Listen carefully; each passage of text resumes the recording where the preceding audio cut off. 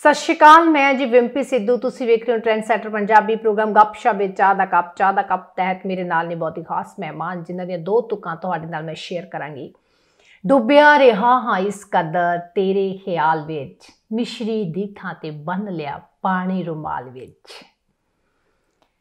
Doctor Tarlok Singh आनंद जिन्हां दी गज़ल, जिन्हां दी कहानी लंबा समा नागमणी का शिंगार बनती रही है, जिहड़े कि पंजाबी यूनिवर्सिटी पटियाला तो सेवा मुक्त हो चुके ने और पंजाबी यूनिवर्सिटी पटियाला दे विच इन्हां ने एज आ डीन अकैडमिक अपनी सेवावां दित्तियां।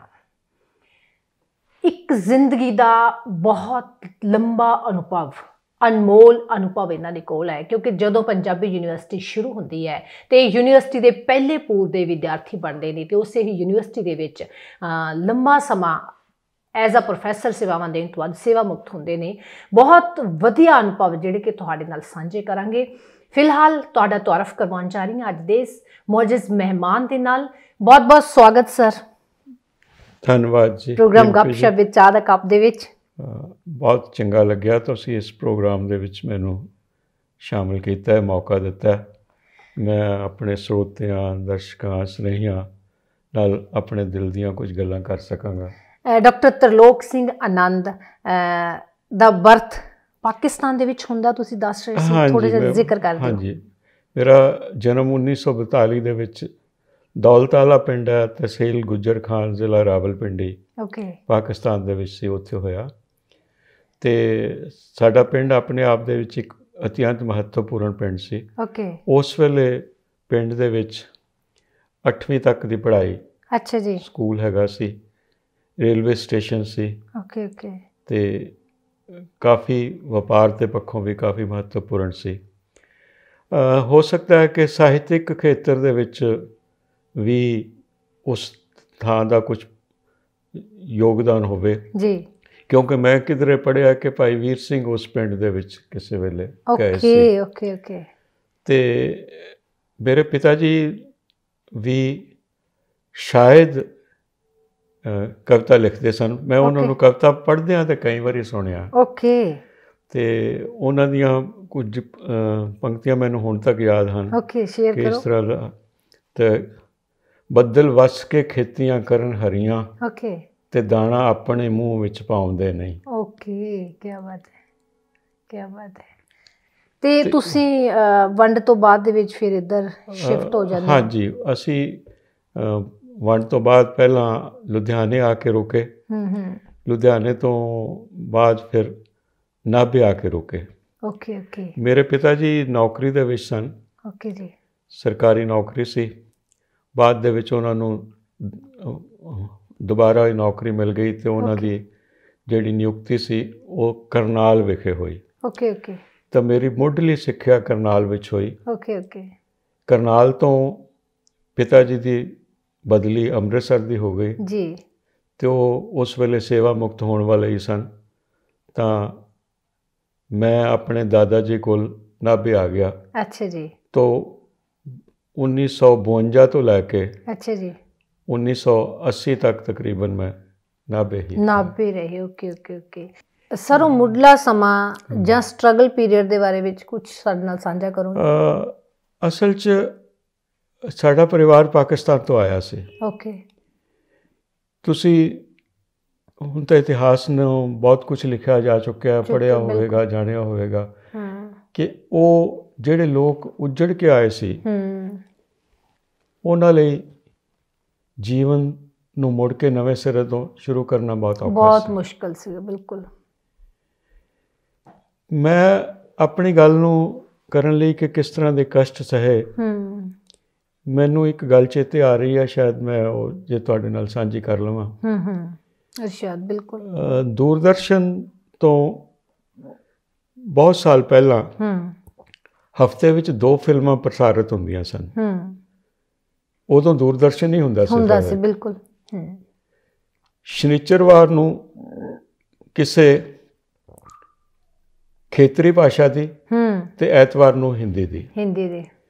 तो मैं कोशिश हुंदी सी कि खेतरी भाषावां दीयां फिल्मां देखीए। एक दिन मैं फिल्म देखी, उसका नाम सी रिफ्यूजी। ਫਿਲਮ ਸੀ ਬੰਗਾਲੀ ਦੀ, ਬੰਗਲਾ ਭਾਸ਼ਾ ਦੀ ਫਿਲਮ ਸੀ।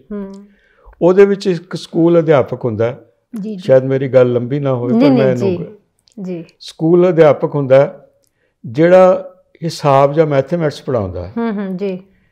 ਇੱਕ ਦਿਨ ਅੰਗਰੇਜ਼ੀ ਪੜ੍ਹਾਉਣ ਵਾਲਾ ਅਧਿਆਪਕ ਨਹੀਂ ਆਉਂਦਾ ਤੇ ਉਹਨੂੰ ਹੈਡਮਾਸਟਰ ਕਹਿੰਦਾ ਕਿ ਤੂੰ ਅੰਗਰੇਜ਼ੀ ਦੀ ਕਲਾਸ ਲੈ ਲੈ। ਤਾਂ ਅੰਗਰੇਜ਼ੀ ਪੜ੍ਹਾਉਣ ਸ਼ੁਰੂ ਕਰਦਾ ਤੇ ਉਹ ਸ਼ਬਦ ਉਹਨੂੰ ਬੰਗਾਲੀ ਵਿੱਚ ਸਮਝਾਉਣਾ ਚਾਹੁੰਦਾ, ਸਮਝਾ ਨਹੀਂ ਸਕਦਾ ਕਿਉਂਕਿ ਸ਼ਬਦ ਨਹੀਂ ਸੀ। ਤੇ ਉਹ ਫੈਸਲਾ ਕਰ ਲੈਂਦਾ ਕਿ ਮੈਂ ਅੰਗਰੇਜ਼ੀ ਤੇ ਬੰਗਾਲੀ ਦੀ ਇੱਕ ਡਿਕਸ਼ਨਰੀ ਜਾਂ ਕੋਸ਼ ਤਿਆਰ ਕਰਾਂਗਾ।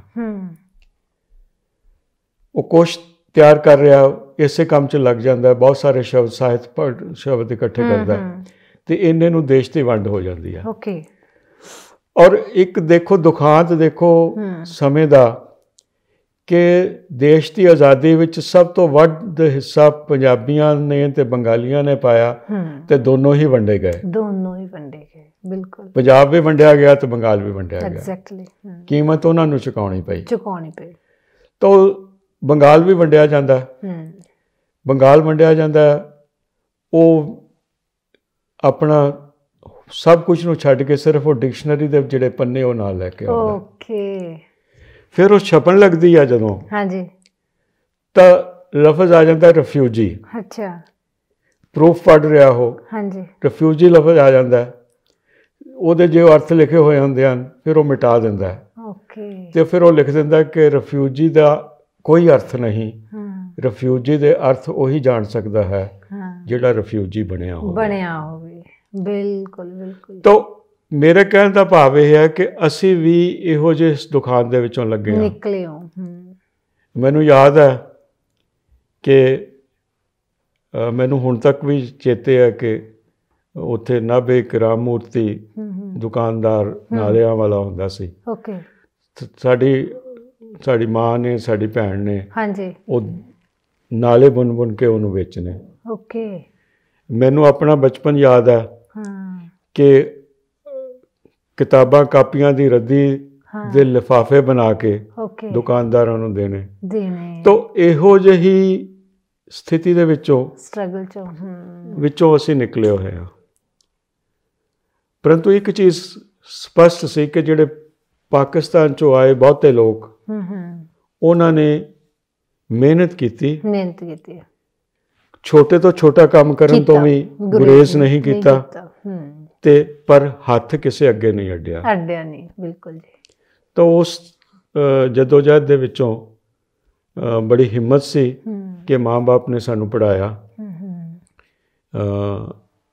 ਮੈਂ BA ਤੱਕ ਦੀ ਪੜ੍ਹਾਈ ਕੀਤੀ ਜਦੋਂ, ਤੇ ਇੱਕ ਨੌਕਰੀ ਮਿਲਦੀ ਸੀ, ਪਰ ਮੇਰੇ ਭਰਜਾਈ ਜੀ, ਵੱਡੇ ਵੀਰ ਜੀ ਦੀ ਪਤਨੀ, ਉਹਨਾਂ ਨੇ ਕਿਹਾ ਕਿ ਜੇ ਅੱਗੇ ਪੜ੍ਹਨਾ ਚਾਹੁੰਦਾ ਤੇ ਜ਼ਰੂਰ ਪੜ੍ਹਾਓ। ਕੀ ਬਾਤ ਹੈ, ਬਹੁਤ ਅੱਛੀ ਗੱਲ ਹੈ। ਤਾਂ ਜੋ ਕੁਛ ਮੈਂ ਬਣ ਸਕਿਆ ਮੈਂ ਉਹਨਾਂ ਦੀ ਬਦੌਲਤ ਬਣ ਸਕਿਆ। ਕੀ ਬਾਤ ਹੈ।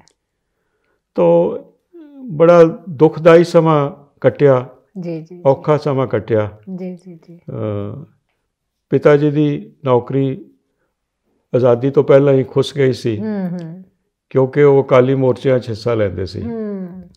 ਪਰੰਤੂ ਦੇਸ਼ ਆਜ਼ਾਦ ਹੋਣ ਤੋਂ ਬਾਅਦ ਉਹਨਾਂ ਨੂੰ ਨੌਕਰੀ ਦੀ ਬਹਾਲੀ ਹੋਈ, ਪਰ ਬਹੁਤ ਥੋੜ੍ਹੇ ਸਾਲ ਹੀ ਉਹਨਾਂ ਨੇ ਨੌਕਰੀ ਕੀਤੀ। ਉਦੋਂ ਸੇਵਾ ਮੁਕਤੀ ਦੀ ਉਮਰ ਵੀ 55 ਸਾਲ ਹੁੰਦੀ ਸੀ। 55 ਸਾਲ ਸੀਗੀ। ਤਾਂ ਅਸੀਂ ਅਜੇ ਛੋਟੇ ਹੀ ਸੀ ਤੇ ਉਹ ਸੇਵਾ ਮੁਕਤ ਹੋ ਗਏ। ਇਸ ਲਈ ਬੜੇ ਆਰਥਿਕ ਜਿਹੜੇ ਸੰਕਟ ਚੋਂ। ਹਾਂਜੀ, ਬਿਲਕੁਲ। ਪਰੰਤੂ ਮੁੱਖ ਕਮਾਈ ਦਾ ਸਾਧਨ ਮੇਰੇ ਦਾਦਾ ਜੀ ਸਨ, ਜਿਹੜੇ ਪਹਿਲੇ ਵਿਸ਼ਵ ਯੁੱਧ ਦੇ ਵਿੱਚ ਜਿਨ੍ਹਾਂ ਨੇ ਹਿੱਸਾ ਫੌਜੀ ਦੇ ਤੌਰ 'ਤੇ ਲਿਆ ਸੀ। ਤੇ ਉਹਨਾਂ ਨੂੰ 45 ਰੁਪਏ ਮਹੀਨਾ ਪੈਨਸ਼ਨ ਮਿਲਦੀ ਸੀ। ਜਿਹੜੀ ਕਿ 3 ਮਹੀਨਿਆਂ ਬਾਅਦ ਡਾਕਖਾਨੇ 'ਚੋਂ ਮਿਲਦੀ ਹੁੰਦੀ ਸੀ। ਤਾਂ 135 ਰੁਪਏ 3 ਮਹੀਨਿਆਂ ਦੀ ਪੈਨਸ਼ਨ, ਤੁਸੀਂ ਸੋਚ ਸਕਦੇ ਹੋ ਕਿ ਕਿਹੋ ਜਿਹਾ ਹਾਲ ਹੁੰਦਾ ਹੋਵੇਗਾ। ਤੁਸੀਂ ਪੰਜਾਬੀ ਯੂਨੀਵਰਸਿਟੀ ਪਟਿਆਲਾ ਤੋਂ MA ਉਦੋਂ ਕਰਦੇ ਹੋ ਕਿਉਂਕਿ 1962 ਦੇ ਵਿੱਚ ਪੰਜਾਬੀ ਯੂਨੀਵਰਸਿਟੀ ਪਟਿਆਲਾ ਬਣਦੀ ਹੈ ਤੇ 63 ਦੇ ਵਿੱਚ ਪਹਿਲਾ ਪੂਰ। ਹਾਂਜੀ, ਪਹਿਲੇ ਦਾਖਲੇ ਜਿਹੜੇ ਯੂਨੀਵਰਸਿਟੀ ਨੇ ਆਪਣੇ ਕੀਤੇ 1963 ਵਿੱਚ ਕੀਤੇ ਸੀ ਤੇ ਮੈਂ ਉਸ ਵੇਲੇ ਇੱਕ ਵਿਦਿਆਰਥੀ ਦੇ ਤੌਰ 'ਤੇ ਦਾਖਲਾ ਲਿਆ ਅਤੇ ਆਪਣਾ ਜਿਹੜਾ MA ਦਾ ਇਮਤਿਹਾਨ ਸੀ ਉਹਦੇ ਵਿੱਚ ਪ੍ਰਥਮ ਸ਼੍ਰੇਣੀ ਦੇ ਵਿੱਚ ਪ੍ਰਥਮ ਸਥਾਨ ਹਾਸਲ ਕੀਤਾ। ਕਿਆ ਬਾਤ ਹੈ, ਕਿਆ ਬਾਤ ਹੈ ਸਰ। ਉਦੋਂ ਫੀਸ ਕਿੰਨੀ ਹੁੰਦੀ ਸੀ ਯੂਨੀਵਰਸਿਟੀ ਦੀ? ਵੈਸੇ ਕਿਉਰਿਓਸਿਟੀ ਹੈ। ਯਕੀਨ ਜਿਹਾ ਨਹੀਂ ਆਉਣਾ ਤੁਹਾਨੂੰ ਕਿ 16 ਰੁਪਏ ਤੱਕ। ਕਿਆ ਬਾਤ ਹੈ, 16 ਰੁਪਏ MA ਦੀ ਫੀਸ? MA ਦੀ ਫੀਸ 16 ਰੁਪਏ ਹੁੰਦੀ ਸੀ। ਓਕੇ, 1963 ਦੇ ਵਿੱਚ? 1963 ਦੇ ਵਿੱਚ। ਤੇ ਜਿੱਥੇ ਤੱਕ ਮੇਰੀ ਯਾਦਦਾਸ਼ਤ ਕੰਮ ਕਰਦੀ ਹੈ, ਕਿਉਂਕਿ ਮੈਂ ਯੂਨੀਵਰਸਿਟੀ ਦੇ ਨਾਲ ਹੀ ਜੁੜਿਆ ਰਿਹਾ, ਨੌਕਰੀ ਵੀ ਇੱਥੇ ਹੀ ਕੀਤੀ ਹੈ, ਤੇ 1992 ਤੱਕ ਤਕਰੀਬਨ ਫੀਸ ਇੰਨੀ ਹੀ ਰਹੀ। 1963 ਤੋਂ 92 ਤੱਕ ਲੰਬਾ ਪੀਰੀਅਡ ਹੈ ਇਹੋ ਹੀ। ਤੇ ਉਸ ਤੋਂ ਬਾਅਦ ਫਿਰ ਯਕਲਖਤੀ ਫੀਸਾਂ ਵਧਣੀਆਂ ਸ਼ੁਰੂ ਹੋਈਆਂ ਇੱਕਦਮ। ਬਿਲਕੁਲ ਬਿਲਕੁਲ ਬਿਲਕੁਲ ਸਰ। ਕਿਵੇਂ ਦਾ ਮਾਹੌਲ, ਕਿਉਂਕਿ 1963 ਦਾ ਤੇ ਅੱਜ ਤੁਸੀਂ ਮਤਲਬ ਵੀ ਯੂਨੀਵਰਸਿਟੀ ਦਾ ਇੱਕ ਮਾਹੌਲ ਬੜਾ ਸੋਹਣਾ ਪੀਰੀਅਡ, ਤੁਸੀਂ ਜਿਹੜਾ ਵੱਖ-ਵੱਖ ਸ਼ੇਡਸ ਜਿਹੜੇ ਨੇ ਉਹ ਤੁਸੀਂ ਦੇਖੇ ਨੇ, ਉਹ ਮਾਹੌਲ ਦਾ ਸਾਂਝਾ ਜ਼ਰੂਰ ਕਰੋ ਸਾਡੇ ਨਾਲ। ਜਦੋਂ ਪੰਜਾਬੀ ਯੂਨੀਵਰਸਿਟੀ ਬਣੀ ਨਾ ਜੀ, ਤੇ ਪੰਜਾਬੀ ਯੂਨੀਵਰਸਿਟੀ ਦਾ ਦਫ਼ਤਰ ਜਿਹੜਾ ਹੈ ਅੱਜ ਕੱਲ੍ਹ ਪਟਿਆਲੇ ਵਿੱਚ ਜਿੱਥੇ ਨੀਮ ਰਾਣਾ ਹੋਟਲ ਹੈ, ਅੱਛਾ ਜੀ, ਆਰਕਾਈਵਸ, ਇੱਥੇ ਹੁੰਦਾ ਸੀ। ਓਕੇ। ਤੇ 6 ਵਿਸ਼ਿਆਂ ਦੇ ਵਿੱਚ ਪੋਸਟ ਗ੍ਰੈਜੂਏਟ ਕੋਰਸ ਸ਼ੁਰੂ ਕੀਤੇ ਗਏ, ਜਿਨ੍ਹਾਂ 'ਚੋਂ 4 ਦੀ ਪੜ੍ਹਾਈ ਅੰਗਰੇਜ਼ੀ, ਪੰਜਾਬੀ, ਮੈਥਮੈਟਿਕਸ ਤੇ ਇਕਨੋਮਿਕਸ। ਇਹ ਮਹਿੰਦਰਾ ਕਾਲਜ ਦੇ ਵਿੱਚ ਹੁੰਦੀ ਸੀ, ਤੇ ਫਿਜ਼ਿਕਸ ਕੈਮਿਸਟਰੀ ਦੀ ਥਾਪਰ ਕਾਲਜ ਵਿੱਚ ਕਲਾਸਾਂ ਲੱਗਦੀਆਂ ਸਨ। ਤੋਂ 3 ਥਾਵਾਂ 'ਤੇ ਯੂਨੀਵਰਸਿਟੀ ਵੰਡੀ ਸੀ। ਫਿਰ ਸਹਿਜੇ ਸਹਿਜੇ ਯੂਨੀਵਰਸਿਟੀ ਦਾ ਨਵਾਂ ਕੈਂਪਸ ਜਿਹੜਾ ਰਾਜਪੁਰਾ ਰੋਡ 'ਤੇ ਹੁਣ ਜਿਹੜਾ ਹੈ ਇਹ ਸਥਾਪਿਤ ਹੋਣ ਲੱਗ ਪਿਆ, ਤੇ 1965 ਦੇ ਵਿੱਚ ਤਕਰੀਬਨ ਇੱਥੇ ਆਉਣ ਲੱਗ ਪਏ। ਸ਼ਾਇਦ ਤੁਹਾਡੇ ਲਈ ਇੱਕ ਜਾਣਕਾਰੀ ਹੋਵੇਗੀ ਕਿ ਜਿਹੜਾ ਬॉयਜ਼ ਹੋਸਟਲ ਨੰਬਰ 1 ਦਾ ਸਾਈਕਲ ਸ਼ੈੱਡ ਹੈ, ਅੱਛਾ ਜੀ, ਹਾਂਜੀ, ਇੱਥੇ ਯੂਨੀਵਰਸਿਟੀ ਦੀ ਲਾਇਬ੍ਰੇਰੀ ਹੁੰਦੀ ਸੀ। ਅੱਛਾ, ਓਕੇ। ਤੇ ਜਦੋਂ ਲਾਇਬ੍ਰੇਰੀ ਤੇ ਜਿਹੜਾ B ਟਾਈਪ ਹਾਊਸ ਹੈ, ਓਕੇ ਜੀ, ਉਹਦਾ ਨੰਬਰ 1 ਹਾਊਸ ਜਿਹੜਾ ਸੀ ਉਹ ਕੁੜੀਆਂ ਦਾ ਹੋਸਟਲ ਹੁੰਦਾ ਸੀ। ਅੱਛਾ ਜੀ। ਤੇ ਮਜ਼ੇਦਾਰ ਗੱਲ ਹੈ ਕਿ ਉਸ ਦੇ ਪਹਿਲੇ ਵਾਰਡਨ ਜਿਹੜੇ ਹਨ ਉਹ ਸਾਡੇ ਬਾਅਦ ਦੇ ਵਿੱਚ ਵਾਈਸ ਚਾਂਸਲਰ ਰਹੇ। ਅੱਛਾ ਜੀ। ਡਾਕਟਰ HK ਮਨਮੋਹਨ ਸਿੰਘ ਹੋਰੀ ਹੁੰਦੇ ਸਨ ਕੁੜੀਆਂ ਦੇ ਹੋਸਟਲ ਦੇ ਵਾਰਡਨ। ਅੱਛਾ ਅੱਛਾ ਅੱਛਾ, ਕੀ ਬਾਤ ਹੈ ਜੀ। ਅੱਛਾ।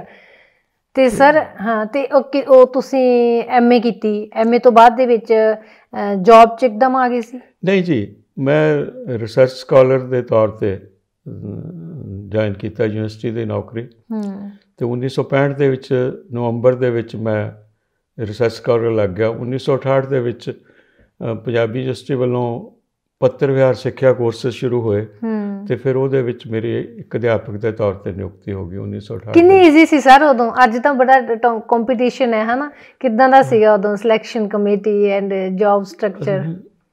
ਮਤਲਬ ਨੌਕਰੀ ਜੇ ਤੁਹਾਡੇ ਕੋਲ ਯੋਗਤਾ ਹੈ ਤਾਂ ਹੁਣ ਤਾਂ ਕੰਪੀਟੀਸ਼ਨ ਬਹੁਤ ਹੈ ਨਾ ਸਰ, ਮਿਲਣੀ ਔਖੀ ਨਹੀਂ ਸੀ ਹੁੰਦੀ। ਓਕੇ। ਮੈਂ ਤੁਹਾਨੂੰ ਦੱਸਦਾ ਕਿ ਮੈਂ ਆਪਣੀ ਪਹਿਲੀ ਜਿਹੜੀ ਨੌਕਰੀ ਕੀਤੀ ITI ਪਟਿਆਲਾ ਦੇ ਵਿੱਚ ਕੀਤੀ। ਅੱਛਾ ਜੀ। ਮੈਥਮੈਟਿਕਸ ਇੰਸਟ੍ਰਕਟਰ ਦੇ ਤੌਰ 'ਤੇ। ਓਕੇ ਜੀ। ਤੇ ਰੋਜ਼ਗਾਰ ਦਫ਼ਤਰ ਵੱਲੋਂ ਸਾਨੂੰ 2 ਬੰਦਿਆਂ ਨੂੰ ਇੰਟਰਵਿਊ ਲਈ ਭੇਜਿਆ ਗਿਆ। ਮੇਰੇ 2 ਨੰਬਰ ਉਸ ਦੂਜੇ ਵਿਦਿਆਰਥੀ ਤੋਂ ਬੰਦੇ ਤੋਂ ਵੱਧ ਸਨ, ਇਸ ਲਈ ਮੈਂ ਰੱਖ ਲਿਆ ਗਿਆ। ਕੋਈ ਸਿਫਾਰਿਸ਼ ਨਹੀਂ ਸੀ, ਕੋਈ ਕੁਝ ਨਹੀਂ ਸੀ।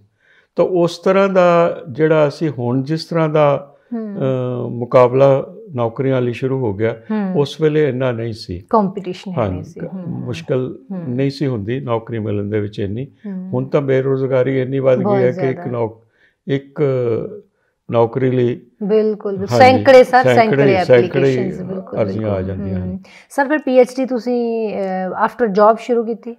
ਨਹੀਂ, ਮੈਂ ਪਹਿਲਾਂ 1965 'ਚ ਜਦੋਂ ਰਿਸਰਚ ਸਕਾਲਰ ਲੱਗ ਗਿਆ ਤਾਂ PhD ਦਾ ਕੰਮ ਤੇ ਸ਼ੁਰੂ ਹੋ ਗਿਆ। ਸ਼ੁਰੂ ਕਰਤਾ ਸੀ 1967 ਦੇ ਵਿੱਚ ਮੇਰੀ PhD ਦੀ ਰਜਿਸਟ੍ਰੇਸ਼ਨ ਹੋਈ। ਤੁਸੀਂ ਡਾਕਟਰ ਹਰਚਰਨ ਸਿੰਘ ਹੋਣਾ ਕੋਲ? ਹਾਂਜੀ, ਡਾਕਟਰ ਹਰਚਰਨ ਸਿੰਘ ਪਹਿਲਾਂ ਦਿੱਲੀ ਯੂਨੀਵਰਸਿਟੀ ਦੇ ਵਿੱਚ ਸਨ, ਤੇ ਦਿੱਲੀ ਯੂਨੀਵਰਸਿਟੀ ਤੋਂ ਉਹ ਪੰਜਾਬੀ ਯੂਨੀਵਰਸਿਟੀ ਪਟਿਆਲਾ 'ਚ ਆਏ, ਤੇ ਉਹ ਪੰਜਾਬੀ ਯੂਨੀਵਰਸਿਟੀ ਦੇ ਪੰਜਾਬੀ ਦੇ ਪਹਿਲੇ ਪ੍ਰੋਫੈਸਰ ਸਨ। ਓਕੇ।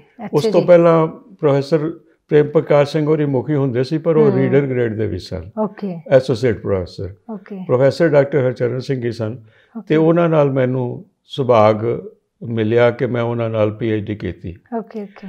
ਡਾਕਟਰ ਹਰਚਰਨ ਸਿੰਘ ਇੱਕ ਅਤਿਅੰਤ ਨੇਕ ਸੁਭਾਅ ਦੇ, ਬਹੁਤ ਸਿੱਧੇ ਜਿਹੇ, ਓਕੇ, ਸਪਸ਼ਟ ਤੇ ਹਰ ਦੀ ਸਹਾਇਤਾ ਕਰਨ ਵਾਲੇ ਸਨ। ਓਕੇ।